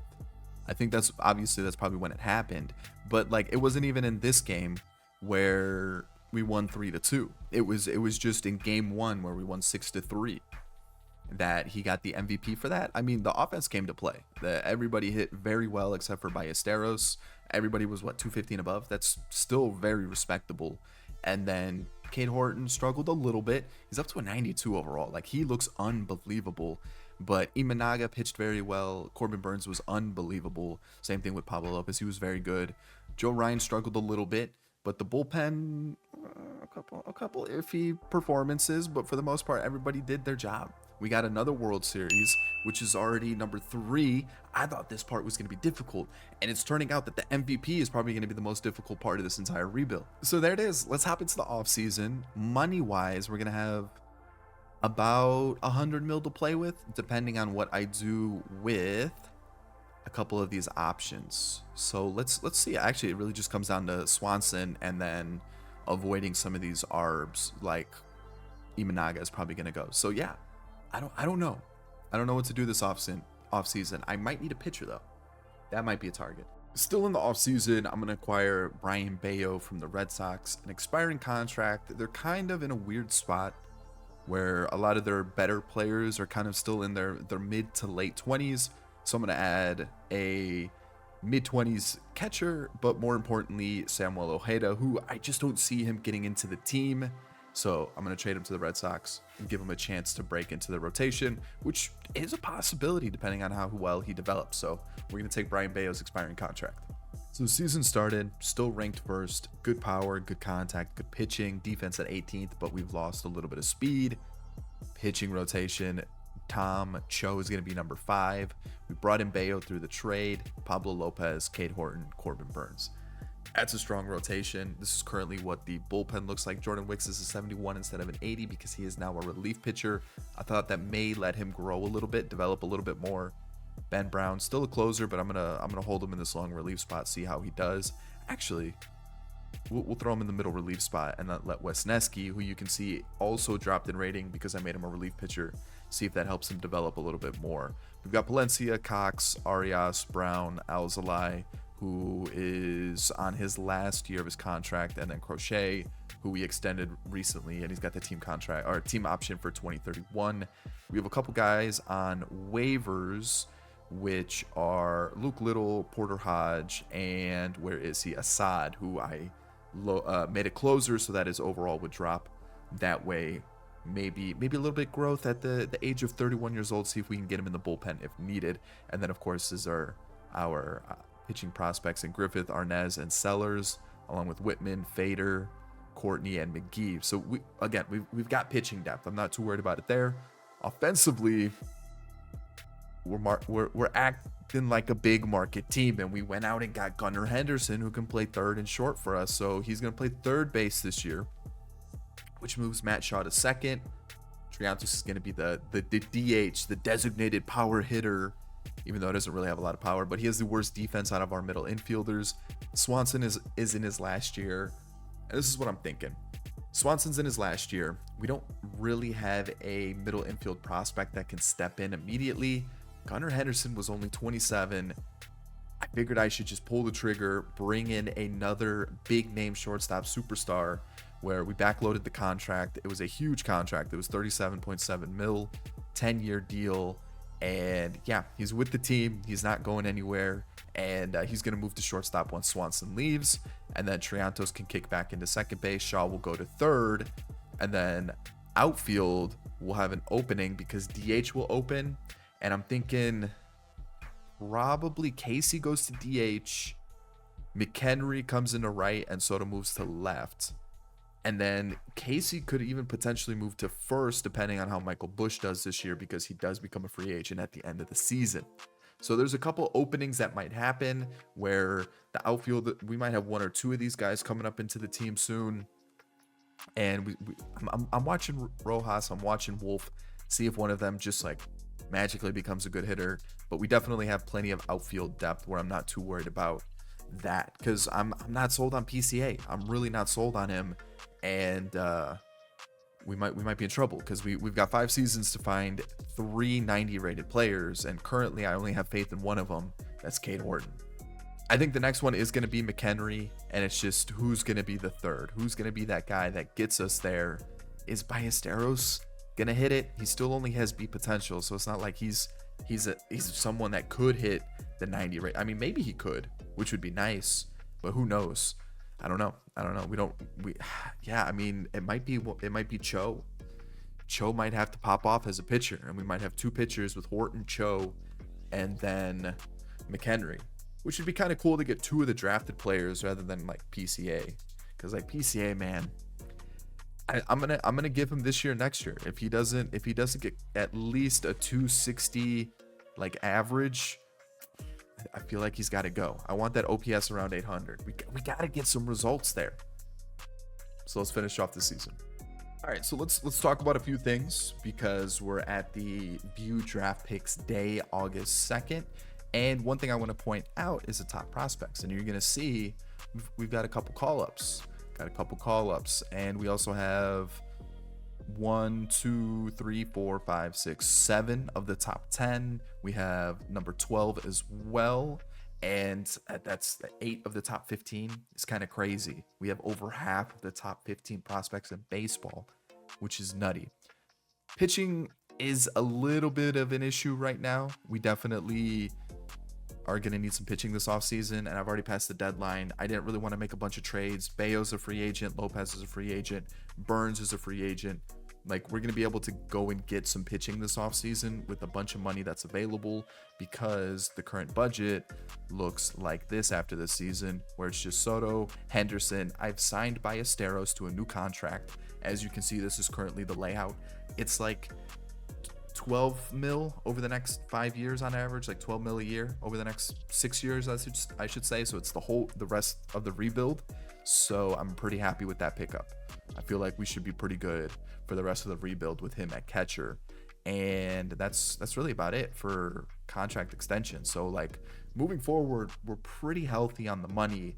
The thing is, a bunch of these players are going to become free agents the last like 2 years of the rebuild. With that being said, let's go AAA here, because we have an issue with James Triantos where potential drop. So he gave us like 2 good seasons, and then this year he started to really struggle, and unfortunately he might just be like a little bench bat for us. But right now we're gonna send him down so that he can figure things out. Jefferson Rojas has figured things out. The numbers are unbelievable. He might be our new shortstop next year, just with the way things are going. Walker Jenkins is definitely knocking on the door of a debut. And the reason I didn't call him up and I called up Bonilla was because Bonilla's righty. We got way too many lefties in the lineup. He might end up being a trade piece this offseason, which is going to suck because he looks like he's going to be phenomenal. But he might be a trade piece to go out and get us a really, really good pitcher, just because we have so many lefties. And I just can't really get too many more in. Alvin Wolf isn't hitting the best, but at least he's getting on base, so that's something to think about. And now let's talk about the major changes that have happened with our squad. So obviously Bonilla's come up. He's 79. He had like a 400 on base percentage in AAA. I had to call him up. I needed some offensive help. Next up, we got Casey at first. You can see Michael Bush has now been moved to the bench. He's not having a bad season at all. It's just the numbers are starting to fall. And I figured, let's get Casey at first base. Let's move a couple pieces around. And this guy, yeah, he's 89 overall. You could see the growth this year. He was destroying AAA. And the thing was, I was kind of forced into the move because I really didn't expect him to be this high rated. I can't have an 89 overall sitting in AAA. We had to call him up. And so the reason I brought up Jefferson Rojas might be our starting shortstop next year. Swanson's gone. Triantos isn't working out, right? So we could just keep Henderson at third, Rojas at short, Shaw at second, as long as Shaw does well. and then the outfield stays the same. And that's why I'm kind of saying maybe Walker Jenkins either is just kind of that extra outfielder for us because we currently don't have an outfielder on the bench, or we trade him for a pitcher because we're going to clearly need pitching because we're about to lose 3 of our starting 5. And Sellers is very close to being MLB ready. He's doing very well in AAA, but I don't think he's there just yet because you can see Tom Cho, he's also kind of struggling a little bit, and he's clearly better with the per nines than what Sellers is. So yeah, so we're definitely going to need some pitching help this year. Hopefully the free agency market treats us well. But let's talk about the draft picks. How is it looking? That's a good draft. That's a good draft. So the reason I went closer first was because we didn't have a second round pick.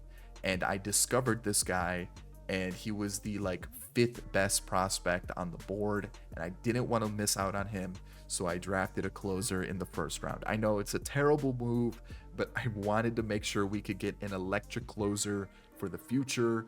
91 potential, 76 overall. We needed him. Next up is Traxler, who 59 overall, 87 potential, 56 overall with 90 potential, 55 overall with 98 potential, and then 92 potential. So realistically, these guys won't feature besides the closer. Still no generational talent, which is extremely odd. Like, we're what, 5 seasons in, 6 seasons in now, and still not how many are we in? 1, 2, 3, 4, 5, 6. Yeah, 6 seasons in, no generational talent.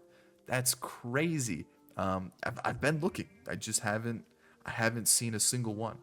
So yeah, I guess there's that. There's been none. There's been some high rated players and some high potential players, but no generational talent. So Tachiki, welcome to the Cubs. So 107 and 55, winner of the division. Pretty good. That brings us up to 6. Only one more needed, which is huge. We're about to check off one of our challenges, but who are we going to face? Either the Diamondbacks or the Phillies. And let's check league leaders. League leaders, as you can see, I see Gunnar Henderson up there, and I see Juan Soto. Is there anybody that, like, holy cow, Brooks Lee, jeez. Holy smokes, that's a crazy season. Hits, Langford with 213. What was his season? AL MVP right there, hands down. Let's just, yeah, 2029, he won it. All right, there we go. Ohtani with the most hits, beat out Corbin Carroll and Gunnar Henderson. Okay. Yeah, Wyatt Langford was a crazy season.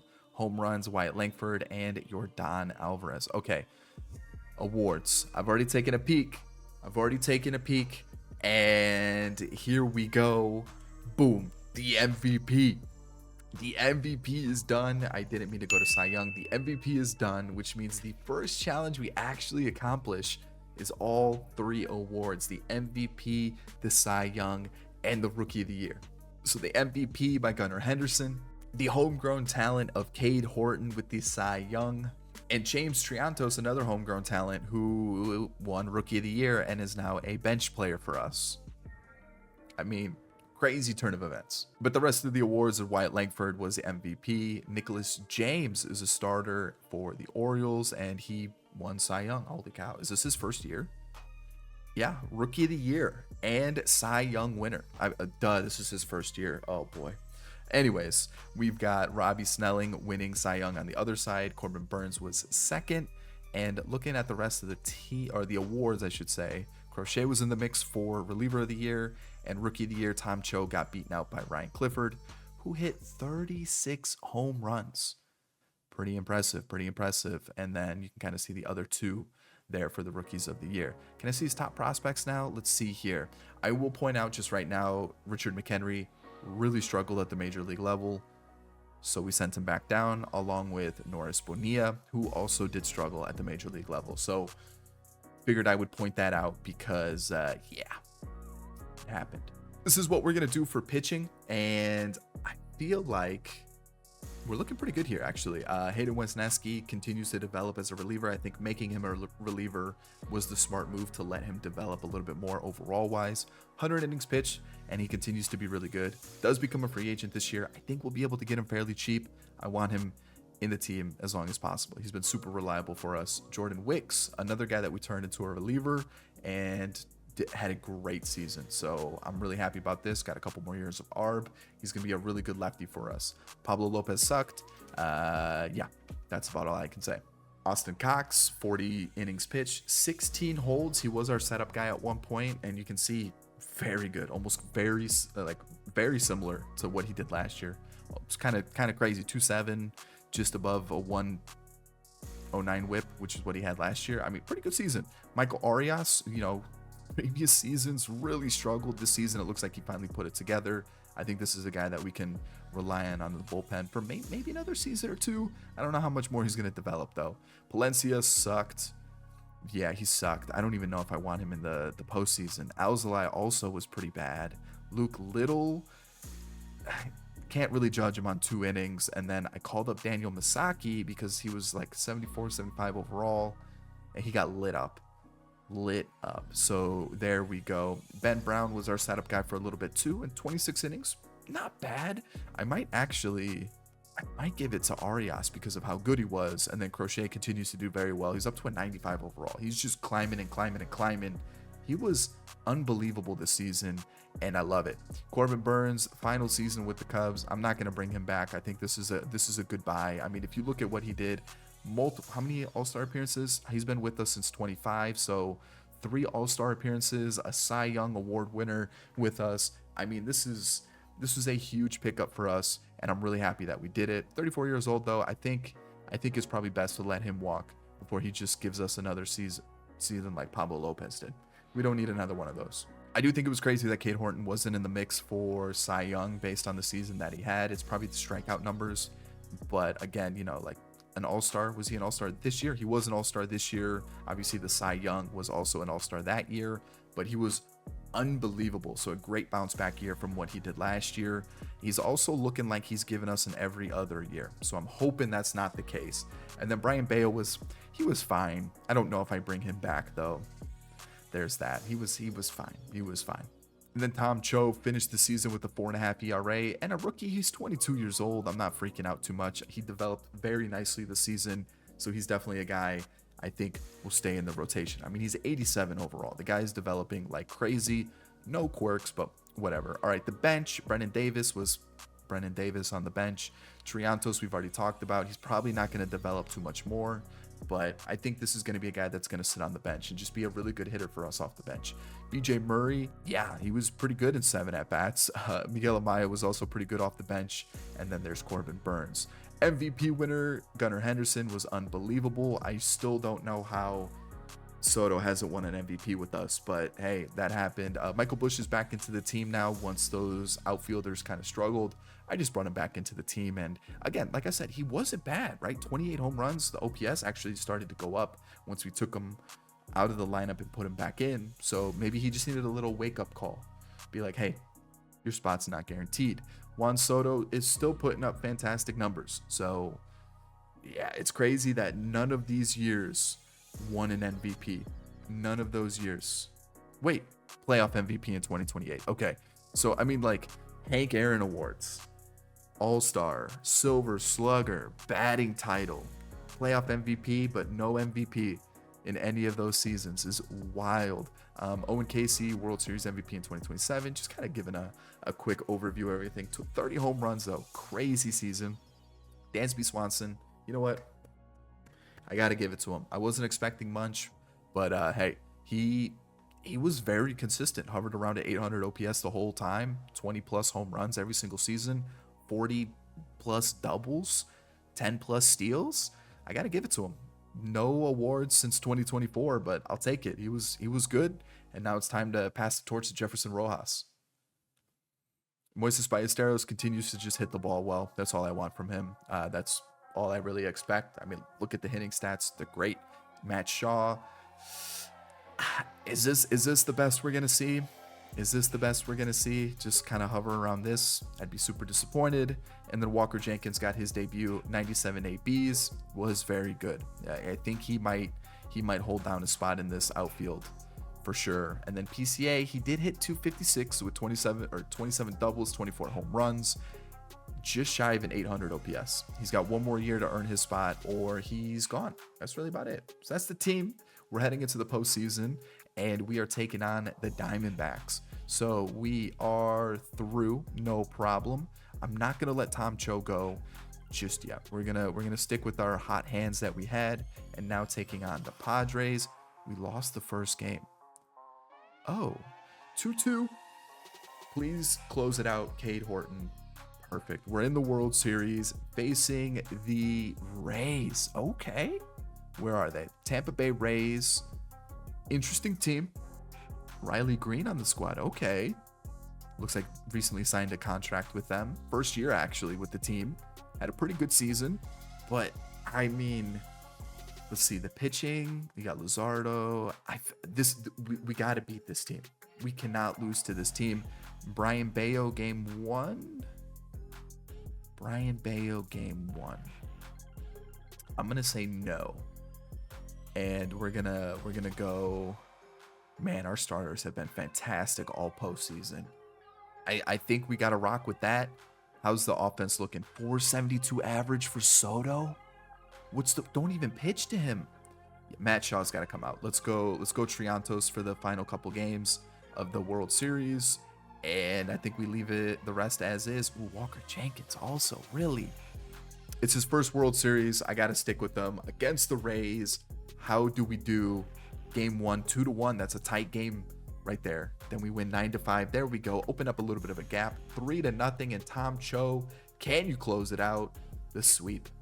Another World Series. 3 in a row. We've already won 4 World Series. So that checks off that award, or that challenge. That's the right way to say it. So 3 World Series. We're done with 2 challenges in 1 season. That is huge for us. And the award for the MVP goes to Pete Crow Armstrong. Is he going to figure it out now? He hit 400 with a home run and 2 RBIs. 435 for Juan Soto. What does he have to do to get the recognition he deserves? Hasn't gotten a single World Series MVP, only the postseason MVP, and hasn't gotten a regular season MVP, but he has easily been the best hitter on this team every single season, except for maybe, I mean, even with, I guess, Gunnar this year, but like, man, Soto's been getting screwed. I don't care though. We won a World Series. That's big. Freddie Freeman has retired with a close to 300 average, 422 home runs, and he is a Hall of Fame member. All right. What do we do here? Hayden Wesneski. Let's just do 1 by 1. 3.5 mil. Probably going to be a bullpen arm. He's been fantastic. And I think the only other one I would consider is Michael Bush. Let me see how I would work this lineup. Man, with Matt Shaw kind of sucking it up, it's a little interesting on what I want to do with this team now. Because like Michael Bush, he can't play second base. That's just asking for trouble, even though he's got 79 fielding. Yeah, he can't play. Oh boy. How much does he want? How much does Michael Bush want? He wants, I'll give him 1 more season. 1 more year, 1 more year. He can have it. And the rest can go.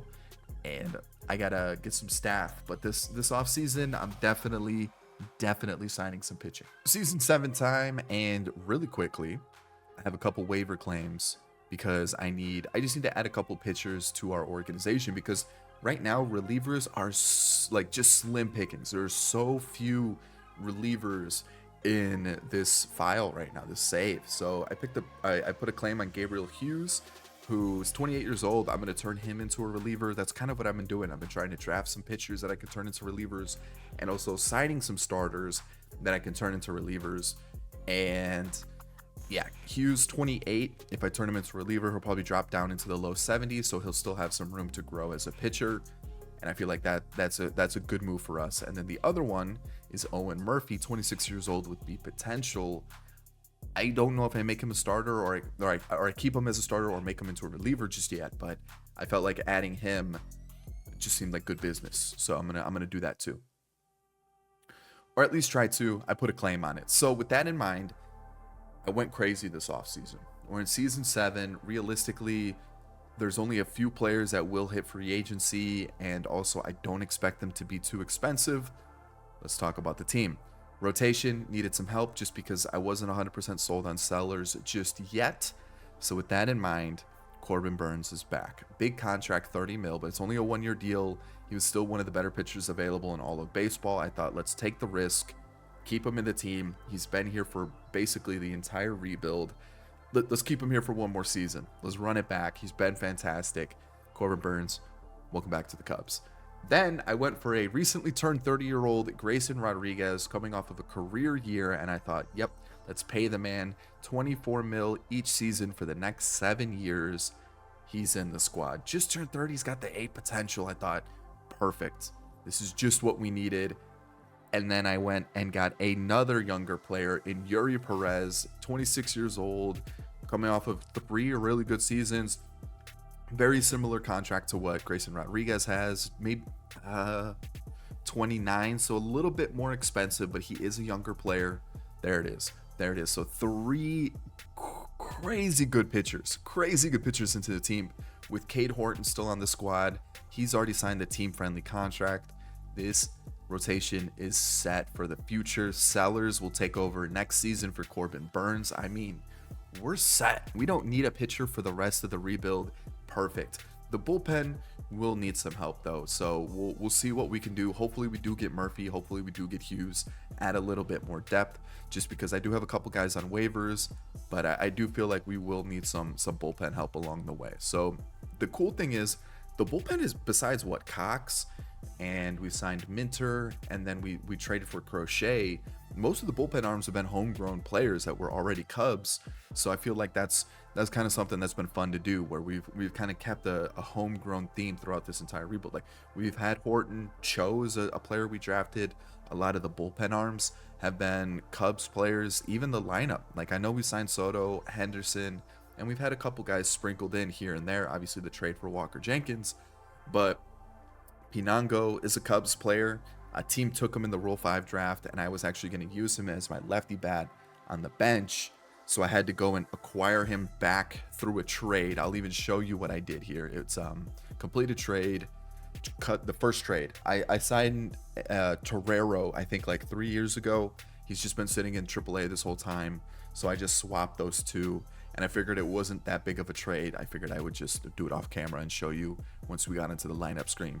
But the whole bench is homegrown players, all players that are already in the Cubs organization. And then looking at the lineup, a big portion of them already Cubs. I feel like that's pretty good so far. And then of course we still have our top prospects in the farm system. I know McHenry at 90 or almost a 90 overall in AAA is kind of a crazy thing to do. It's just the hitting stats aren't there. He's definitely getting carried by his fielding stats. And I mean, even with the 100 ABs that he got last year, struggled heavily along with Bonilla. So I'm not in the biggest rush to call them up. Walker Jenkins did fantastic last season, so let's see how that goes.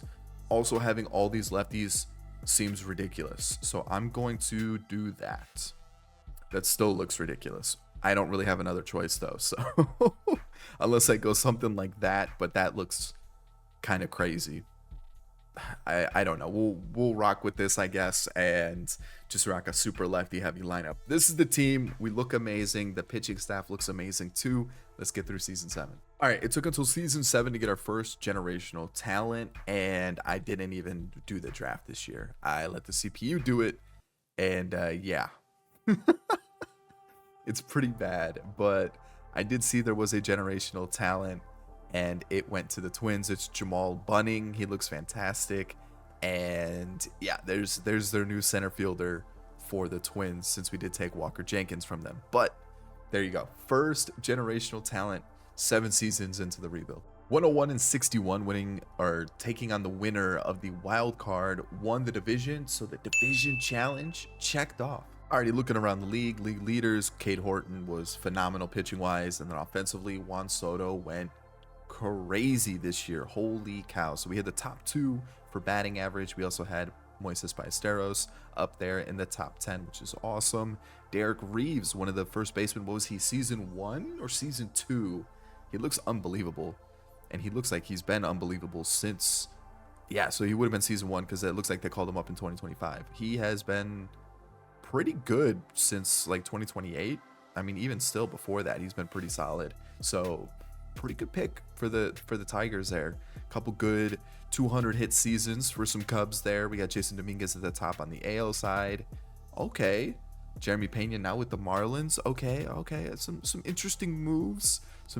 Enrique Bradfield Jr. up there for some doubles. I also saw him up there with hits. And Wyatt Langford signed with the Mariners. He has 49 home runs and 48 for Soto. All right, let's take a look here. Awards. What do we have? A Cy Young. So we would have checked off the Cy Young right there. Cade Horton with his second Cy Young as a Cub. We've got a Hank Aaron, an MVP, and batting title, and a triple crown for Soto. It took until season 7 for Juan Soto to finally get the recognition he deserved.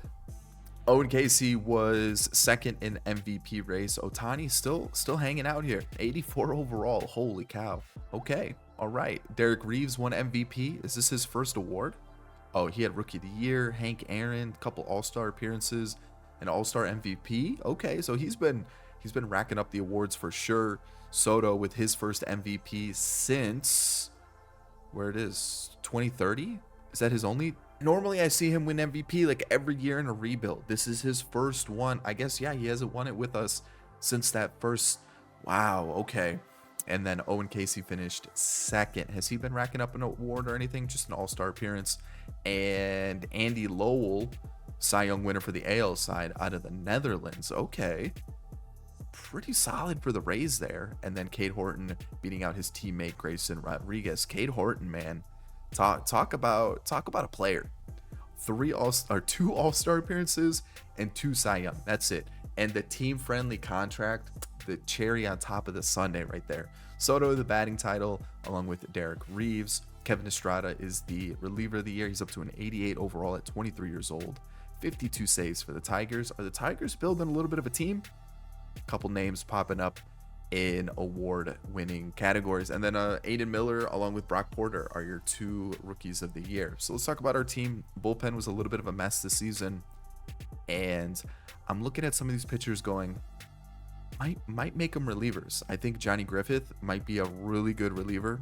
I'm looking at those per nines going, you know what? He might be able to help us out like very soon in the bullpen. Same thing with Whitman. I don't know if he's ever going to make the rotation with the current rotation that we have, but out of the bullpen, he might be helpful. So I'm looking at some of these other pitchers that we have. Like this, it's a little low. He might though. He might make it. Obviously, we have Tachiki also, who looks very good. So the bullpen is starting to come together a little bit more. But Assad struggled a little bit in the 4 innings that he had. Jordan Wicks struggled a little bit in the innings that he had. So that's why I'm kind of looking at these starters that we may not use and see if we can turn them into relievers. Richie Sellers is probably the main guy I'm looking at to potentially come in for Corbin Burns.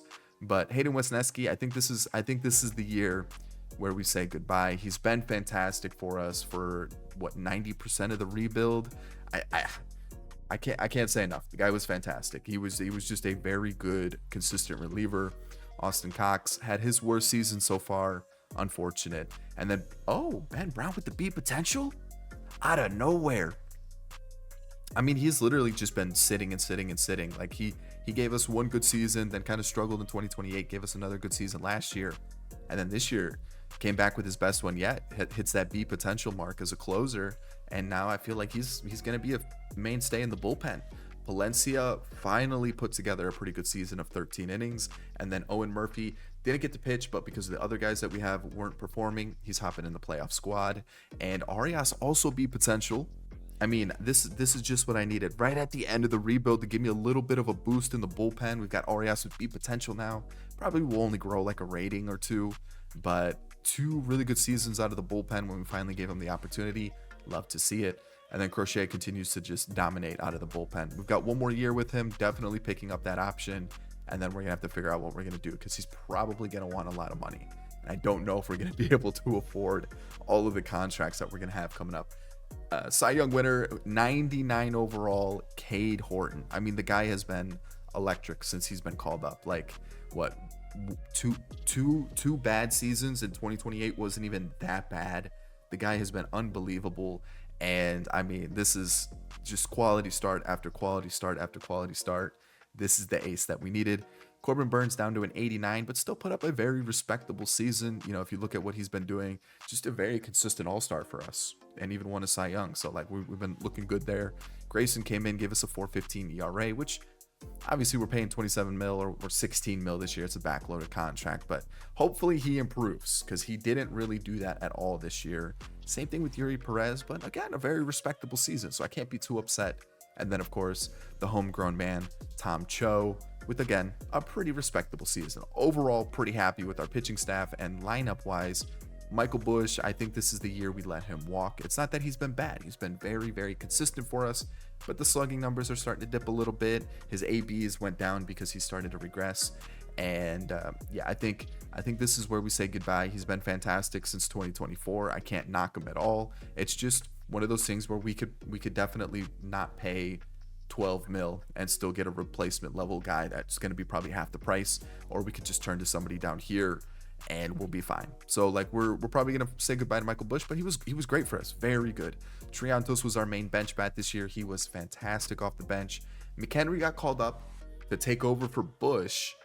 Didn't really do much. He hit better, but not really. So I think he is the guy moving forward at first base or DH, or he's going to have to fight out with Bonilla for this like DH spot. That's really what it's going to come down to. We'll have to wait and see what happens. BJ Murray didn't get any ABs this year. And then Miguel Amaya continues to just be the backup veteran catcher. Gunnar Henderson is a crazy leadoff hitter, which is crazy to think about, with almost 40 home runs. We've got Bonilla, who came up for 100 ABs and was fantastic for us. Like I said, he's fighting with McHenry right now for that DH spot. And if McHenry starts, he'll be the first baseman over Casey, because McHenry's got better fielding. Juan Soto, crazy good numbers as per usual. We've got Owen Casey, who hit 43 home runs. Love to see it. And then Matt Shaw. Yeah, I'm really hoping this is not the Matt Shaw that we're going to get. I was really hoping 2027 would have been a good baseline. Even if it was like, you know, even if the numbers dropped a little bit where he's sitting like maybe like a 260, but maybe the slug is like 430, 440. I'd be okay with that. Hover around the 800 OPS. Ballesteros, just he's too good, man. He's just so good. And then Walker Jenkins, first full season, very respectable numbers. I think this is our center fielder moving forward. Rojas cooled off in the second half of the season, but still a really good rookie campaign. I'm happy to see what he did. And then PCA, let's see what he did. He grew a bunch. Like the numbers look great. Is this good enough to keep him on the team? I don't know. Let's see. What are we looking like WAR-wise? I mean, he's putting up good WAR seasons. And I feel like that would be really stupid to take him out of the team. I guess he's been the center fielder. Walker Jenkins was playing in right with Soto in left. And then Casey at first or DH, depending on if Bonilla's in the lineup. But then with McHenry in the lineup, that gives us a really good defensive outfield if we rocked something like, I mean, even if him at first base. Oh, man. Am I going to let go of PCA? He did still hit 26 home runs. 80 RBIs, 34 doubles. Not really stealing bases, but that's probably because he's not really getting on base. He's going to want so much money. And I just feel like McHenry's not really showing that he can hit. And Bonilla can hit. I'm going to think about it. I'm not too sure. It's time for the World Series. It's time for the World Series. We'll think about that in the offseason. Here we go. Sweep the Mets, no problem. And you know what? We're rocking the 5-man rotation, but I'm gonna let Yuri pitch just because he's a new addition to the team. And let's see how this goes. We are not through. Uh-oh. Whew. Okay, we're good. It's time to go against the Mariners. Who did they change anything with their team? Josh Brown. Okay, there's a new bat there. Adley's in the team. He was there last year. Yeah, last couple seasons. Cole Emerson, Lazaro. How's he been hitting? He was better this year. He was definitely way better this year. Tanaka. Oh, he's got A potential now? Wow, from what, season 1? Because this was the guy that we were going to take in season 1. But instead, we went with, it wasn't Bonilla. Was it Cho that we went with season 1? Instead of Tanaka, was it? I think that's who it was, right? Let's go to 2024 and let's see. Who did we go? Yeah, we went with Cho instead. I think we made the right decision. But we're not here to talk about the right decisions. We're here to win a World Series, and we lose game number 1 and game number 2, but we win 3. We're 1 loss away from elimination, and it happened. We do not win the World Series this year. We lost in 2030 to the Mariners. Can't win them all. Playoff MVP was Owen Casey. Wyatt Langford had an unbelievable World Series, and Owen Casey had an unbelievable postseason. 10 home runs, 21 RBIs. Matt Shaw put together a good postseason, so maybe that's what he needs to get him started next year. Starting season 8, and realistically, nothing too crazy changed. Richie Sellers has come into the team. We've got Owen Murphy. I almost said Morphy. Murphy and Jordan Wicks as a long reliever. And I brought in Justin Martinez, who just throws absolute gas on a $4 million contract to help out with the bullpen. He was one of the better arms available, even though he didn't really pitch that well last year. So we'll see what happens. I just needed an extra bullpen arm. I picked him up. We do have a couple guys on waivers, and I 100% need to clean this up. Let's go Fader over here with Griffith and Arnez. And then we go like this. There we go. He can stay there. And I think I've got 2 or 3 on waivers that'll fill out that spot. But this is the team. It looks really good. The rotation, we've had to constantly sign a guy or 2 to fill it out. But at the same time, 3 now of our guys are homegrown, plus a majority of the bullpen, like I mentioned last season. And I brought him back. I figured he's 29 years old. This is back-to-back seasons where he's hit over 20 home runs. The OPS is still around-ish 800. Like 739 is not the best, but I mean 20 plus home runs is still pretty good. And the thing that really sold me was the WAR. I mean, he's still a 4 WAR player last year, which is crazy good to have. And the reason I also decided to go after him was, one, there really weren't too many other good center fielders that were comparable. I think James Wood was the only other player that was comparable this offseason. And offensively, he is way better, and he probably is similar in WAR. He's actually better in WAR the last 2 seasons. And he was about this, he's actually cheaper than what PCA did. Oh, man, is Ian Happ just going to make his way around the NL Central? He was with St. Louis the last 2 seasons, and then he's in Cincinnati now, where he went to college. But yeah, I figured, you know what, PCA, he wanted like 25 mil. Let's just pay him. We can afford it, because realistically, no names become free agents before the rebuild is over. I think the only player that does is Owen Casey, and he's one that might be replaced. It just depends. At 28 years old, he probably won't develop too much more, and I think we could probably still pay him a decent contract and still keep this team intact. So I feel like we've done pretty well. Obviously, we do have the extension for Ballesteros, which was another huge get for us, along with the Cade Horton one. And then the main addition was Kevin Alcantara. He is back in the team. He spent some time with the White Sox and also the Giants. Last year had a good season, 35 home runs. It's just the average and on base percentage have never really come together. So for 7 mil, he's going to be our extra outfielder this year. And that's just because I'm not sold on McHenry. And that was another reason why I brought back PCA, was because this guy, I was kind of hoping he could have played outfield for us, but realistically, he's not hitting at a major league level, so I'm not going to force it. And as much as it pains me to have a 92 overall in AAA, if he's not hitting, there's no point in having him when I can just have a guy named PCA who's not hitting and just pay him 25 mil instead. I know it's a dumb move, but at the same time, I do need that homegrown player that's 90 overall, and PCA fits the bill. And I felt like, you know what, he's kind of the poster child for the Cubs right now in terms of prospects, outside of Cade Horton, outside of Moises Ballesteros, who still hasn't hit 90, by the way. The dude has been absolutely raking ever since he got called up in 2025, 26. I mean, one season where the OPS was under 800. The dude has been unbelievable. Like, the WAR, I mean, probably is a little, like 6.3 last year. I mean, come on. What are we doing here? So, I mean, technically, we do have the core players of Cho, Horton, PCA as the 90 overalls, but I would really, really like to see Ballesteros hit 90. I think it's possible. I think if he has another season, he could crack that 90. He may not hit A potential, but at least he'll hit the 90. So let's see what happens. I mean, even Owen Casey could potentially hit 90, and I still think that would be pretty cool to have players that were already Cubs hit 90 overall, plus the players that we drafted in McHenry, Cho, you know, potentially sellers by the time this rebuild's over, since we still technically have 3 seasons. So like we've drafted well. We've got some key pieces into the team. Let's get through season 8. Winner 9-53 won the division, taking on the winner of the wild card. I mean, I think we're just going to win the division every year. We're running away with it. The team looks absolutely insane. And if we take a look at around the league, no other team won 100 games. That's kind of what we're doing right now. We're clearly the best team in baseball. Team rankings wise, we've got a big gap in batting average. We got a decent gap in runs, 20-ish hits, which, okay, that's not too bad. Home runs, just one more than the Yankees. And then ERA, we're pretty far ahead of the other teams. So we've been drafting pretty well pitcher-wise and just signing really good pitchers. And as you can see, Tom Cho is pretty elite.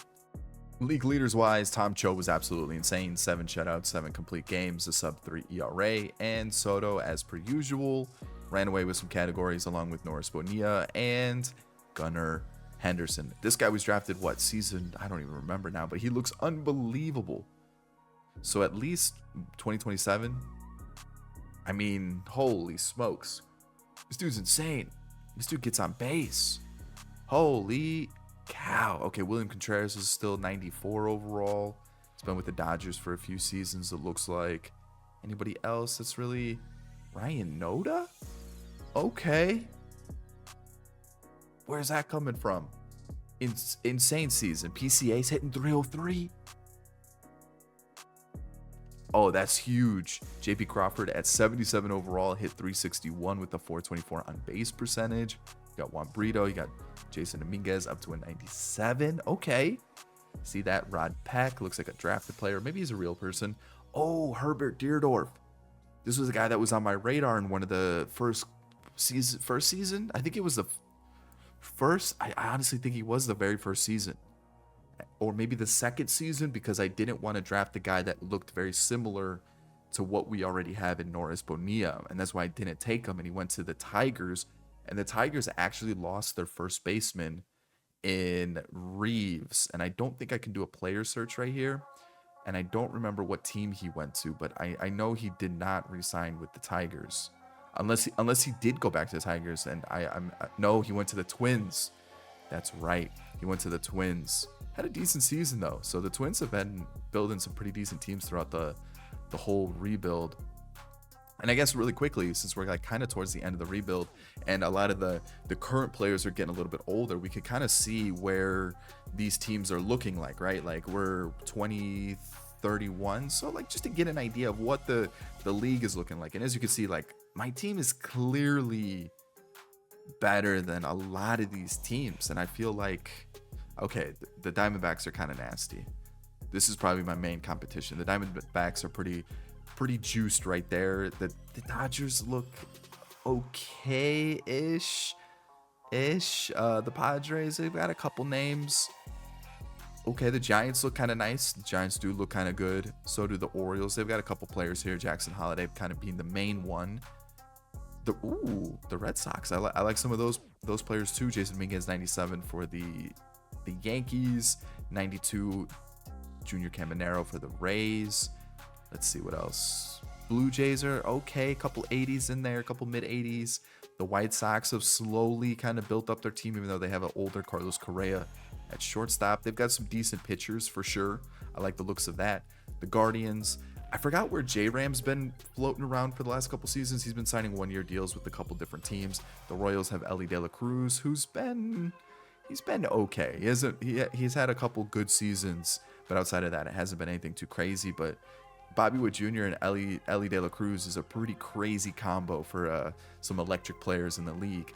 But yeah, I feel like we've done really well in drafting, and also we just had a really good farm system. The Cubs have a really good farm system, and I think that definitely helped with developing this team. Same thing with the Mariners. The Mariners have done really well. They've signed some good players. They've obviously got a really good farm system as well. So they're probably our main competition based off of just overalls and the teams that we've seen. Like the Braves, they look okay. They look like they've really fallen off offensively, but I'm looking at the pitching going, that's still some pretty good pitching over here on this side. So yeah, I feel like I feel like, yeah, just our team is just way better than a lot of the other teams. I do see some good players for sure. I know the Nationals had this guy that they drafted, and it looks like he's starting to put it together at 24 years old. I say he's starting to put it together. He's still only 24 years old, so he's got some potential on him.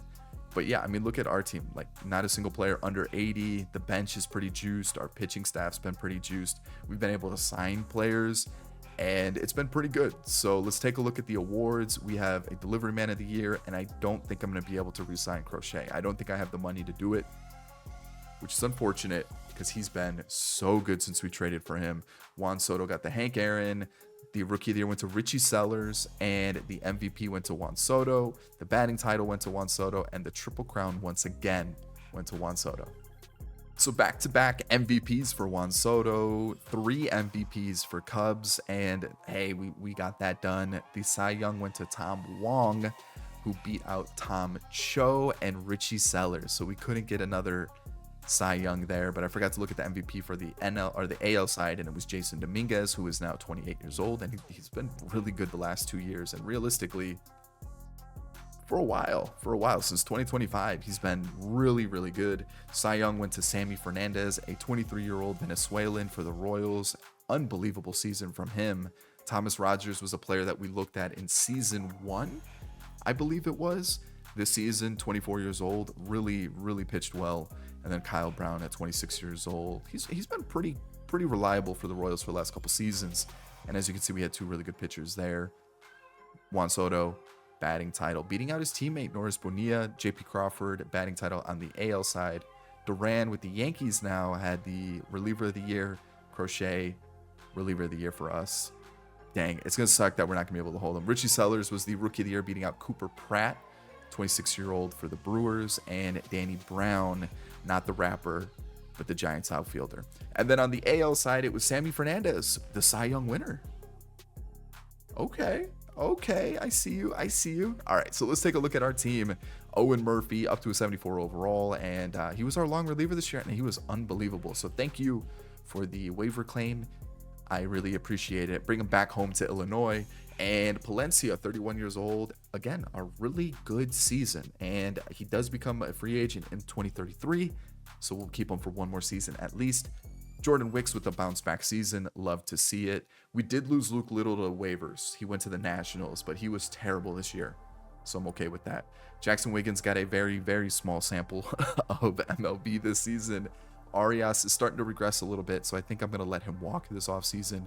But again, very good. And he gave us 3 solid seasons, so I'm pretty happy with that. Ben Brown continues to do very well. Really happy with that. And then Crochet, like I said, I don't think we're going to be able to re-sign him. He wants, I tried to re-sign him mid-season. He wanted like 22 mil, and I can't do that. I just don't have the money to do that right now unless I let go of a couple offensive players, which then I think it's possible, but we're going to literally be like, checking every couch cushion in the building for some coins so that we can some change so that we can put together the roster. But once again, once we made the change in 2027 to make him the closer. Absolutely electric stuff. Cade Horton, a little bit of a down year, but the thing I noticed for a couple of our pitchers is their FIP is way lower than their ERA, so maybe the fielding is playing a part there. Tom Cho was unbelievable, love to see that. Still no award for him, not an all-star appearance, which is crazy. Grayson Rodriguez had a little bit of a down year with a 4.3 ERA, but if you look at the FIP, 4.1, so not too much difference there.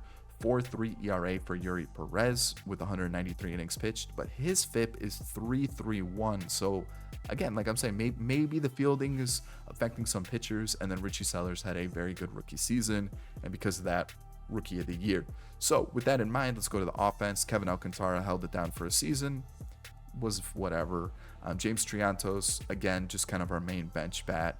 Alvin Wolf has made his debut, taking over for BJ Murray, and he was okay. He's never going to slug much, but if he can get on base, I'm pretty happy with that. 326 isn't terrible. Glove first, shortstop. We've got BJ Murray, who did get called up as the extra bat for the postseason, and then Miguel Amaya continues to be our backup catcher. With that in mind, it's time. He has torn up AAA this year. Like, I mean, he was over like a 420 on base percentage. It's finally time, and this is my reasoning. I think Alcantara is going to get kicked. We're going to have Owen Casey move to the bench because he regressed pretty heavily this year. He's already down to an 86. He went down 2. And I think hitting his last year of ARB, power numbers dipped a little bit. I still think he's a great hitter, and I still think he should be part of the team. I just think we just throw McHenry there at first base, and that's probably the best bet.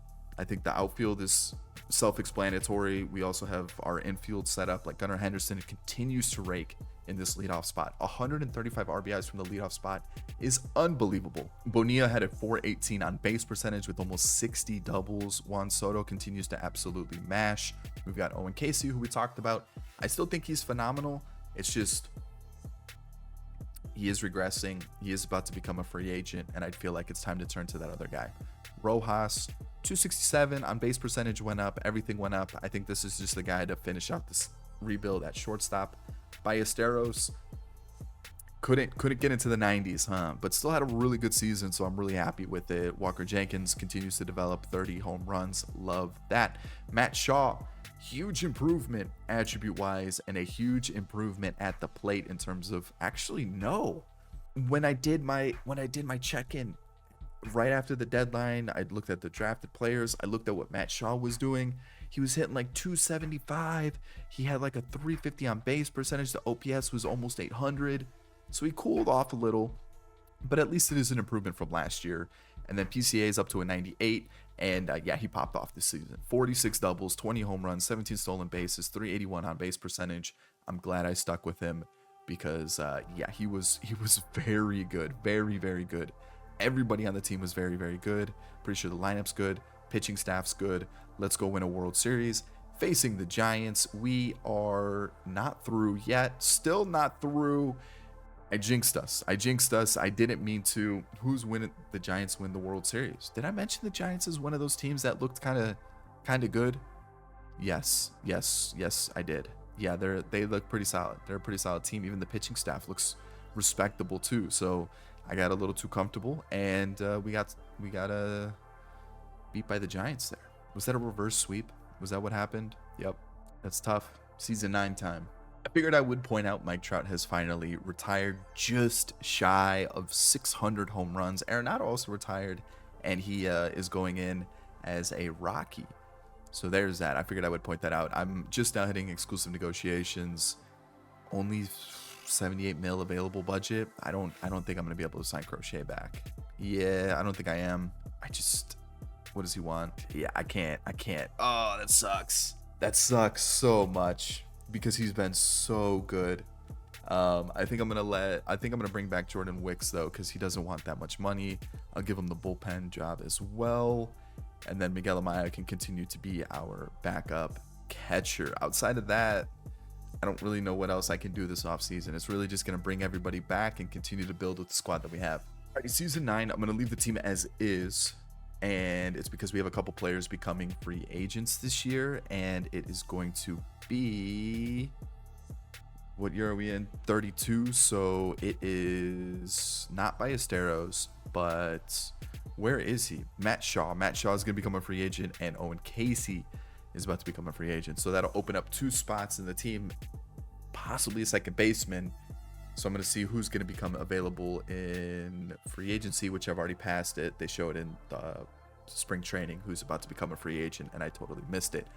With that being said, though, we did bring back Garrett Crochet. I offered him a qualifying offer, and took that over a 8-year, like $100 and something million deal with like 3 teams.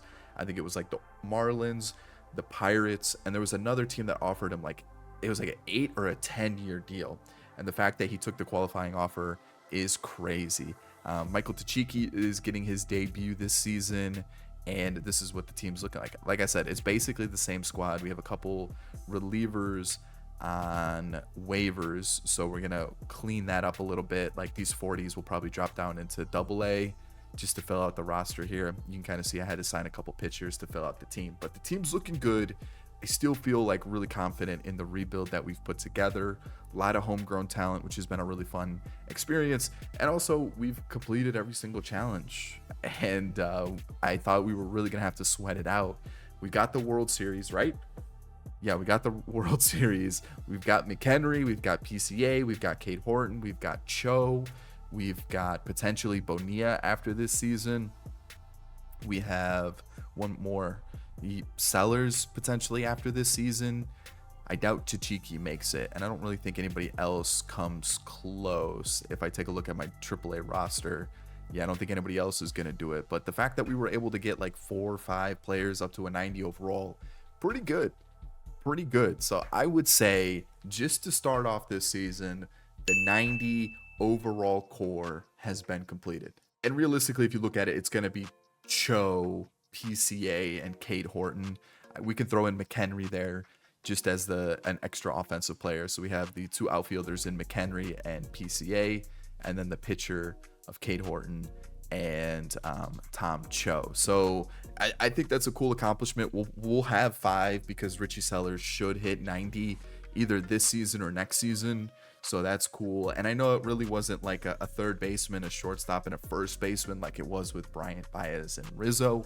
But I still think to, 1, look like this as a team, and 2, get potentially 5 and 90 overall players as homegrown talents, a pretty good accomplishment. Plus the 4 World Series, plus all the player accolades, plus the division titles. So far, so good on the rebuild. And I feel like let's wrap up season number 9. 108 and 54. Again, domination in the division. I mean, look at this win here. 24-6. 27 hits.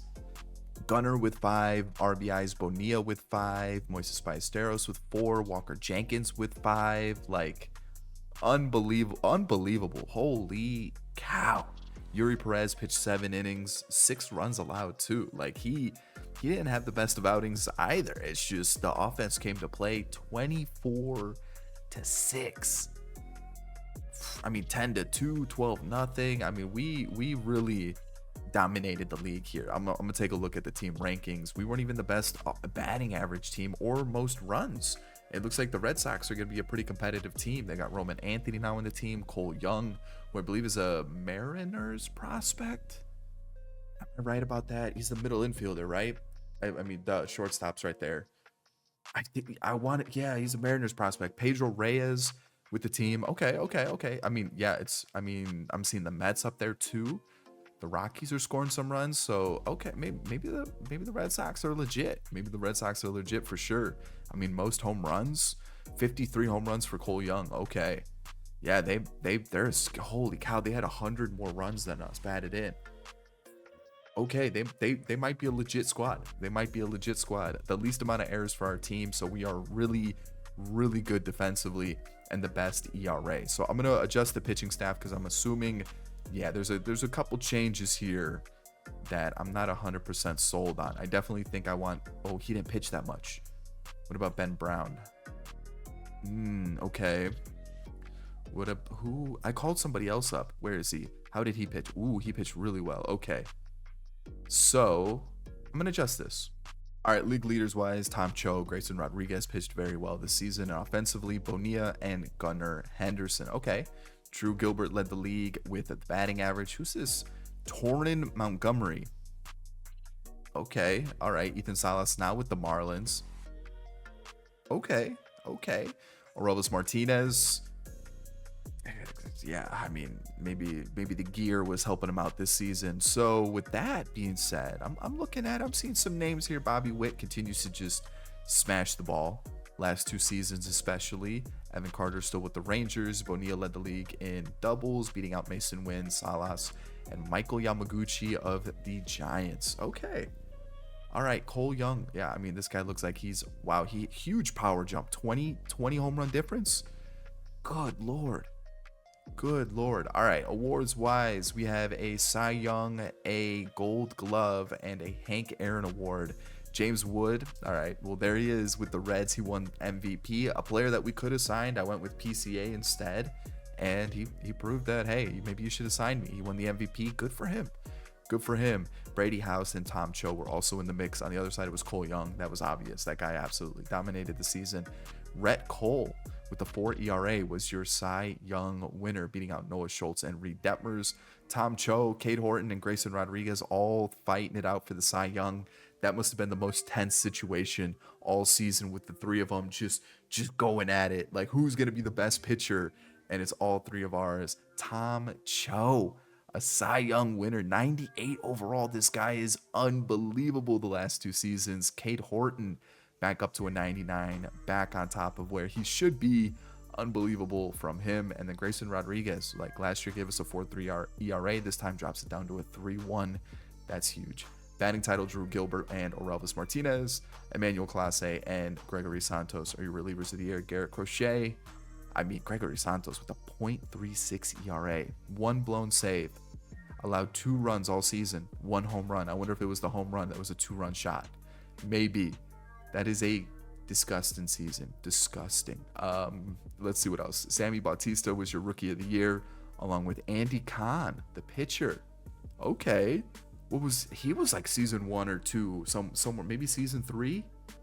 Andy Kahn, if he's with the Rockies, he probably was season 1.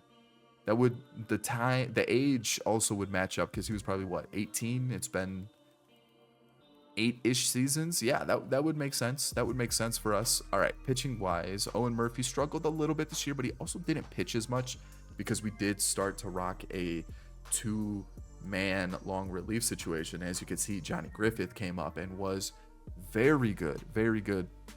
He took over for Jordan Wicks, actually, and he was in this spot, which makes me think, why is Jordan Wicks still up? But who else could I call up? I don't think I called up anybody else besides, where is he, Ben Brown, who struggled a little bit. Actually, that's who I wanted in the postseason, the postseason roster. There it is, because I wanted to go like this with Ben Brown there. But Palencia gave us a sub-4 ERA. He pitched 74 innings, which is way more than he's ever pitched. And he was still really good. I think I'm going to let him walk this season, but hey, he gave us 3 really good years. I'm happy with that. Jackson Wiggins finally gets his full debut and did fairly well. I'm happy with that. Porter Hodge is also going to get his playoff debut, just because we need that extra arm in the bullpen. Ben Brown wasn't as good, but hey, he gave us 3 really good seasons. I'm pretty happy with that. I think with him entering his last year of ARB, we still sign him and we keep him around and see what happens. Michael Tachiki looks unbelievable. And then, of course, Garrett Crochet. It looks like this is where he's going to cap out. I don't know if I can afford him next year. I actually don't think I can, if I want to keep a good core of players. Plus, I potentially might need a second baseman. So there's a little hint at what's going on there. So we talked about Cade Horton. He was really good. We talked about Tom Cho. He was fantastic. Same thing with Grayson Rodriguez. How did the other 2 do? Just over a 4 ERA for Yuri Perez, but a 1.2 whip. And if we take a look at his FIP really quick, a 3.48. So he's still pitching very well. And then Richie Sellers was crazy good. So the pitching staff is unbelievable. And like I said, second baseman could be an issue. Matt Shaw, he hasn't been bad, right? These are not terrible seasons. If we take a look at WAR as a player, he's been hovering between a 2.5 and a 3.5. Obviously, last season was a little bit of a down year, but he's been a very respectable player for us. And I wouldn't mind keeping him on a 3, 4, 5, maybe $6 million deal as an extra bat for us. But you'll see what Alvin Wolf did at second base. Owen Casey, once again, was fantastic for us. It's just, I think with McHenry here, it kind of forced our hand. I would like to keep Owen Casey as a bench bat for us. I think he would be electric.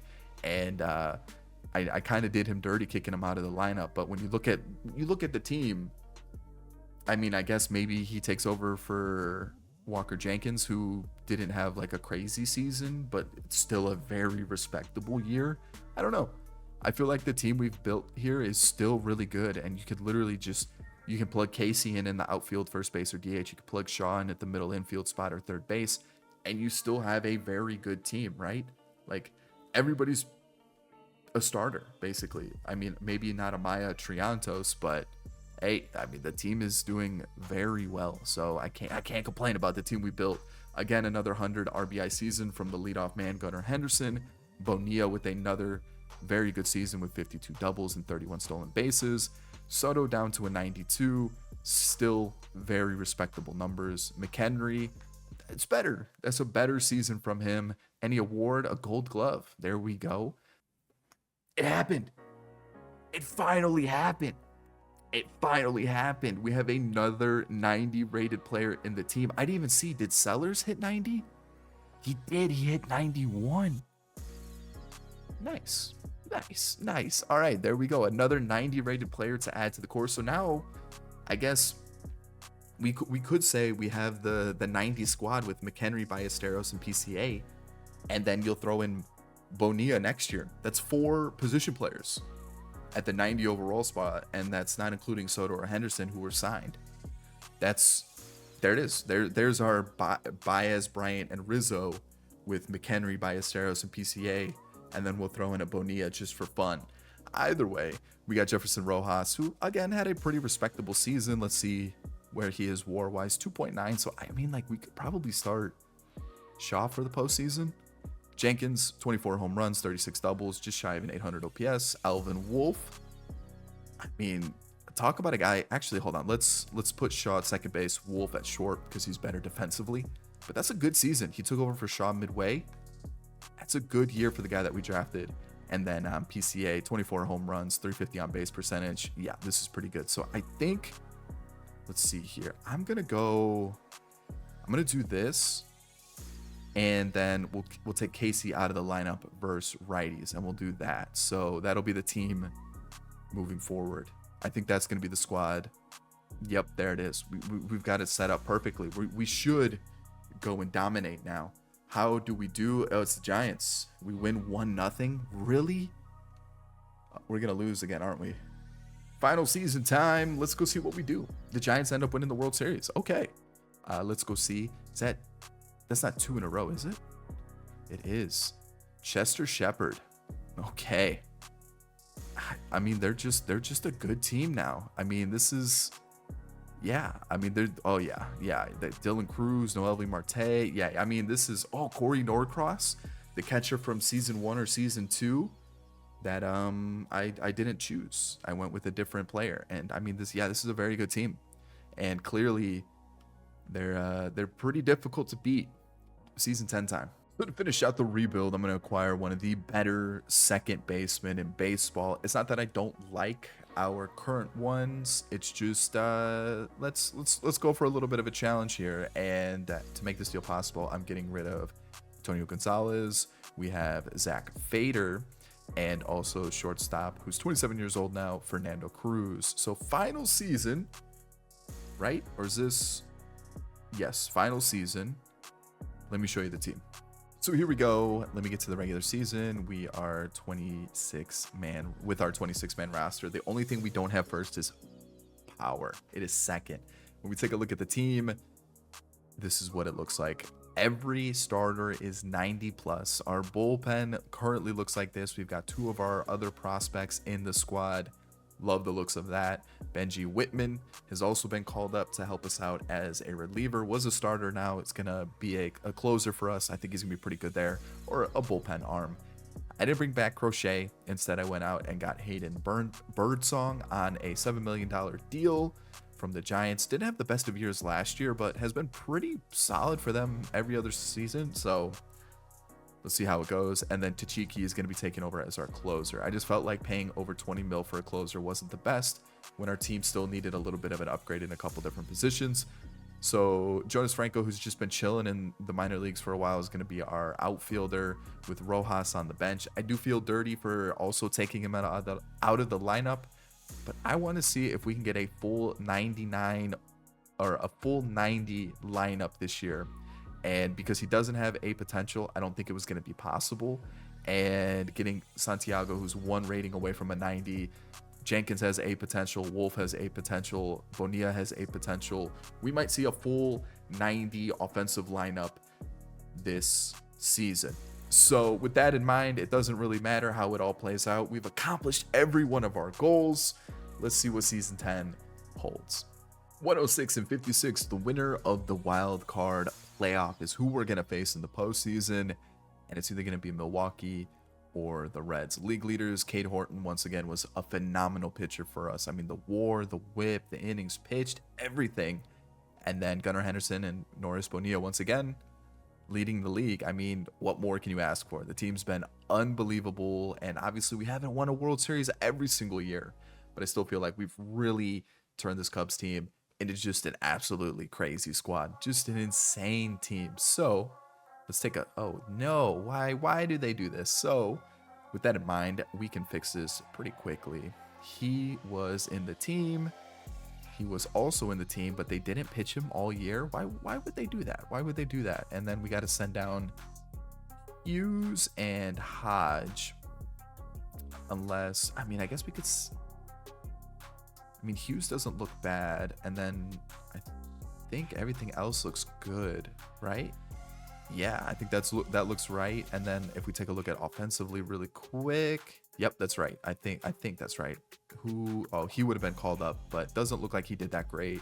Christian Franklin, I know, got called up in September. And I think that was really about it in terms of everything else. It looks good. So awards, what do we have? A Cy Young again for Cade Horton, a Gold Glove for McHenry. We've got a Hank Aaron, a Rookie of the Year, and a batting title. So Cade Horton was third in MVP. Gunnar Henderson was second. It was Jordan Beck's year this time around with 37 home runs. And I don't know, man. I'm just saying, I feel like this is Gunnar Henderson's award. I don't really understand how it's not. Either way, Wyatt Langford won it on the other side. Walter Ishii, 87 overall for the Tigers, was the Cy Young winner with a 4.5 ERA. Cade Horton won it one more time, which is awesome. Batting title was Gunnar Henderson along with Orelvis Martinez. Reliever of the year, Kevin Estrada along with Andres Valido. Michael Tachiki was in the mix.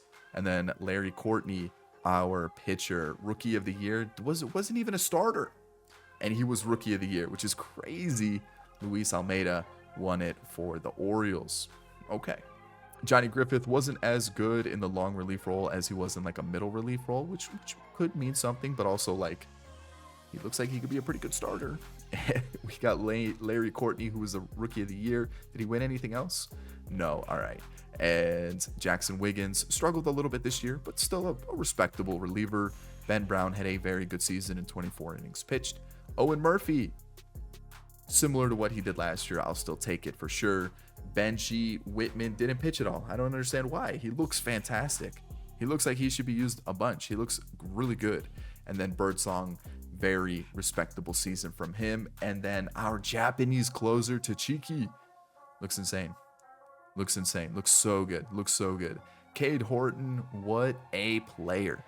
What a player. Looking at his awards, multiple All-Star, 3-time Cy Young winner. Take a bow. Take a bow. Over 7 seasons with the Cubs now. This is unbelievable. And of course, he becomes a free agent after his super team-friendly deal. He is definitely going to get paid. We've got Tom Cho, who has also been fantastic for us. 1-time Cy Young winner and an All-Star appearance. Love to see that. We've got Grayson Rodriguez, who was not as good as previous seasons, but still respectable. A couple All-Star appearances with us.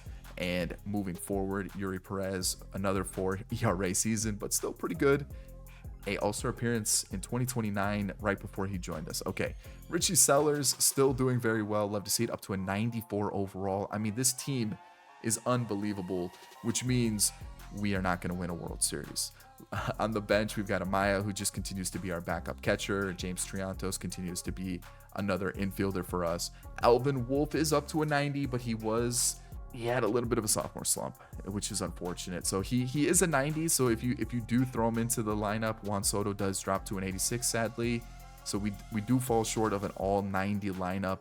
Jefferson Rojas fell short with a oh no, 1 rating shy. He actually did have a pretty respectable season. So like I can't take out Juan Soto.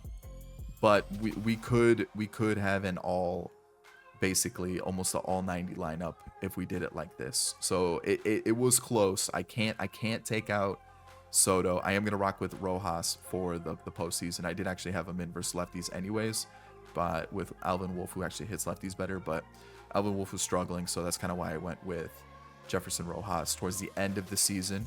he still looks fantastic. He is 90 overall. He's got great defensive attributes, and of course the speed.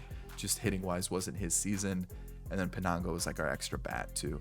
Henderson continues to just absolutely crush it in the leadoff role. We've got Bonilla, who is just an on-base machine. He's going to get stolen bases. He's going to get doubles. Soto down to an 86, which sucks, but still a very respectable season. McHenry up to a 97. This is his breakout year at the age of 25. Love to see it. Any awards? Couple gold gloves, an all-star appearance this season, which is awesome. Bonilla, all-star appearance the last 2 years, and Gunnar Henderson, I mean, look at the accolades there. Silver Sluggers, batting titles, Hank Aaron Award, MVP, all-star appearances, and then look at the long list for Soto. And to think that he didn't get the MVPs that he deserved. He got robbed. He got robbed multiple times. Sucks to see. Ballesteros, 90 overall still. What awards did he win? A World Series MVP and only one all-star appearance. Really? He's been fantastic this entire time. Sean Santiago comes in, gives us 18 home runs. Very respectable season with the 812 OPS. And then Walker Jenkins, 90 overall and 34 home runs, 40 doubles. Love to see that. Honestly, I might go like this, move him up a little bit in the lineup for the postseason. So with that in mind, what awards did he win? A Silver Slugger and a couple all-star appearances, which is awesome. He's still only 28. And then finishing it off with Rojas with 12 home runs, 18 doubles, and just shy of an 800 OPS. PCA slowly regressing. He did have 20 home runs, 10 triples, and 52 doubles though. So a very good season. I'm glad we paid him, because once we did, he decided to ball out for us. Multiple gold gloves, a World Series MVP, and 1 World Series appearance. Final season time. Whatever happens, happens. It is time to face the Brewers, and we are through to the next round, which is awesome to see. I feel strong enough with our rotation that we can just leave it as is. As I say that, we lose the first, and we're one game away from a World Series, taking on the Tigers. Let's go take a look, see what they're looking like. And they've got Deerdorf, Horatio Fry, looks insane, looks really good. Freddie Almquist, I remember him from one of the first drafts of the rebuild. He's been fantastic as a catcher for them. Jace Young, Dalton Rushing, who's a Dodger in real life. Max Clark has made his debut now. Where is he? Oh, he's been in the league for a little bit. Yanquiel Fernandez, the Rocky. McGonigal, who is a prospect for the Tigers, is getting a lot of hype right now. Apparently he can hit. I haven't really looked into him, but I've seen his name floating around Twitter a little bit. But they look good. Pitching wise, the bullpen's probably sneaky good, but I feel like this is an offense that we should 100% beat. How do we do? Sellers, game 1, 6-1. We lose 7-2, 5-1, 6-4, and to close it out, can we do it? 12-2 victory. Who is the award-winning player? It's Norris Bonilla, who hit 455. Playoff MVP went to Walker Jenkins, who had a pretty good postseason. And we finish it out with a World Series. How fitting. Here's the team one more time. 1 rating short of a full 90 overall. Offensive lineup is crazy. Unbelievable.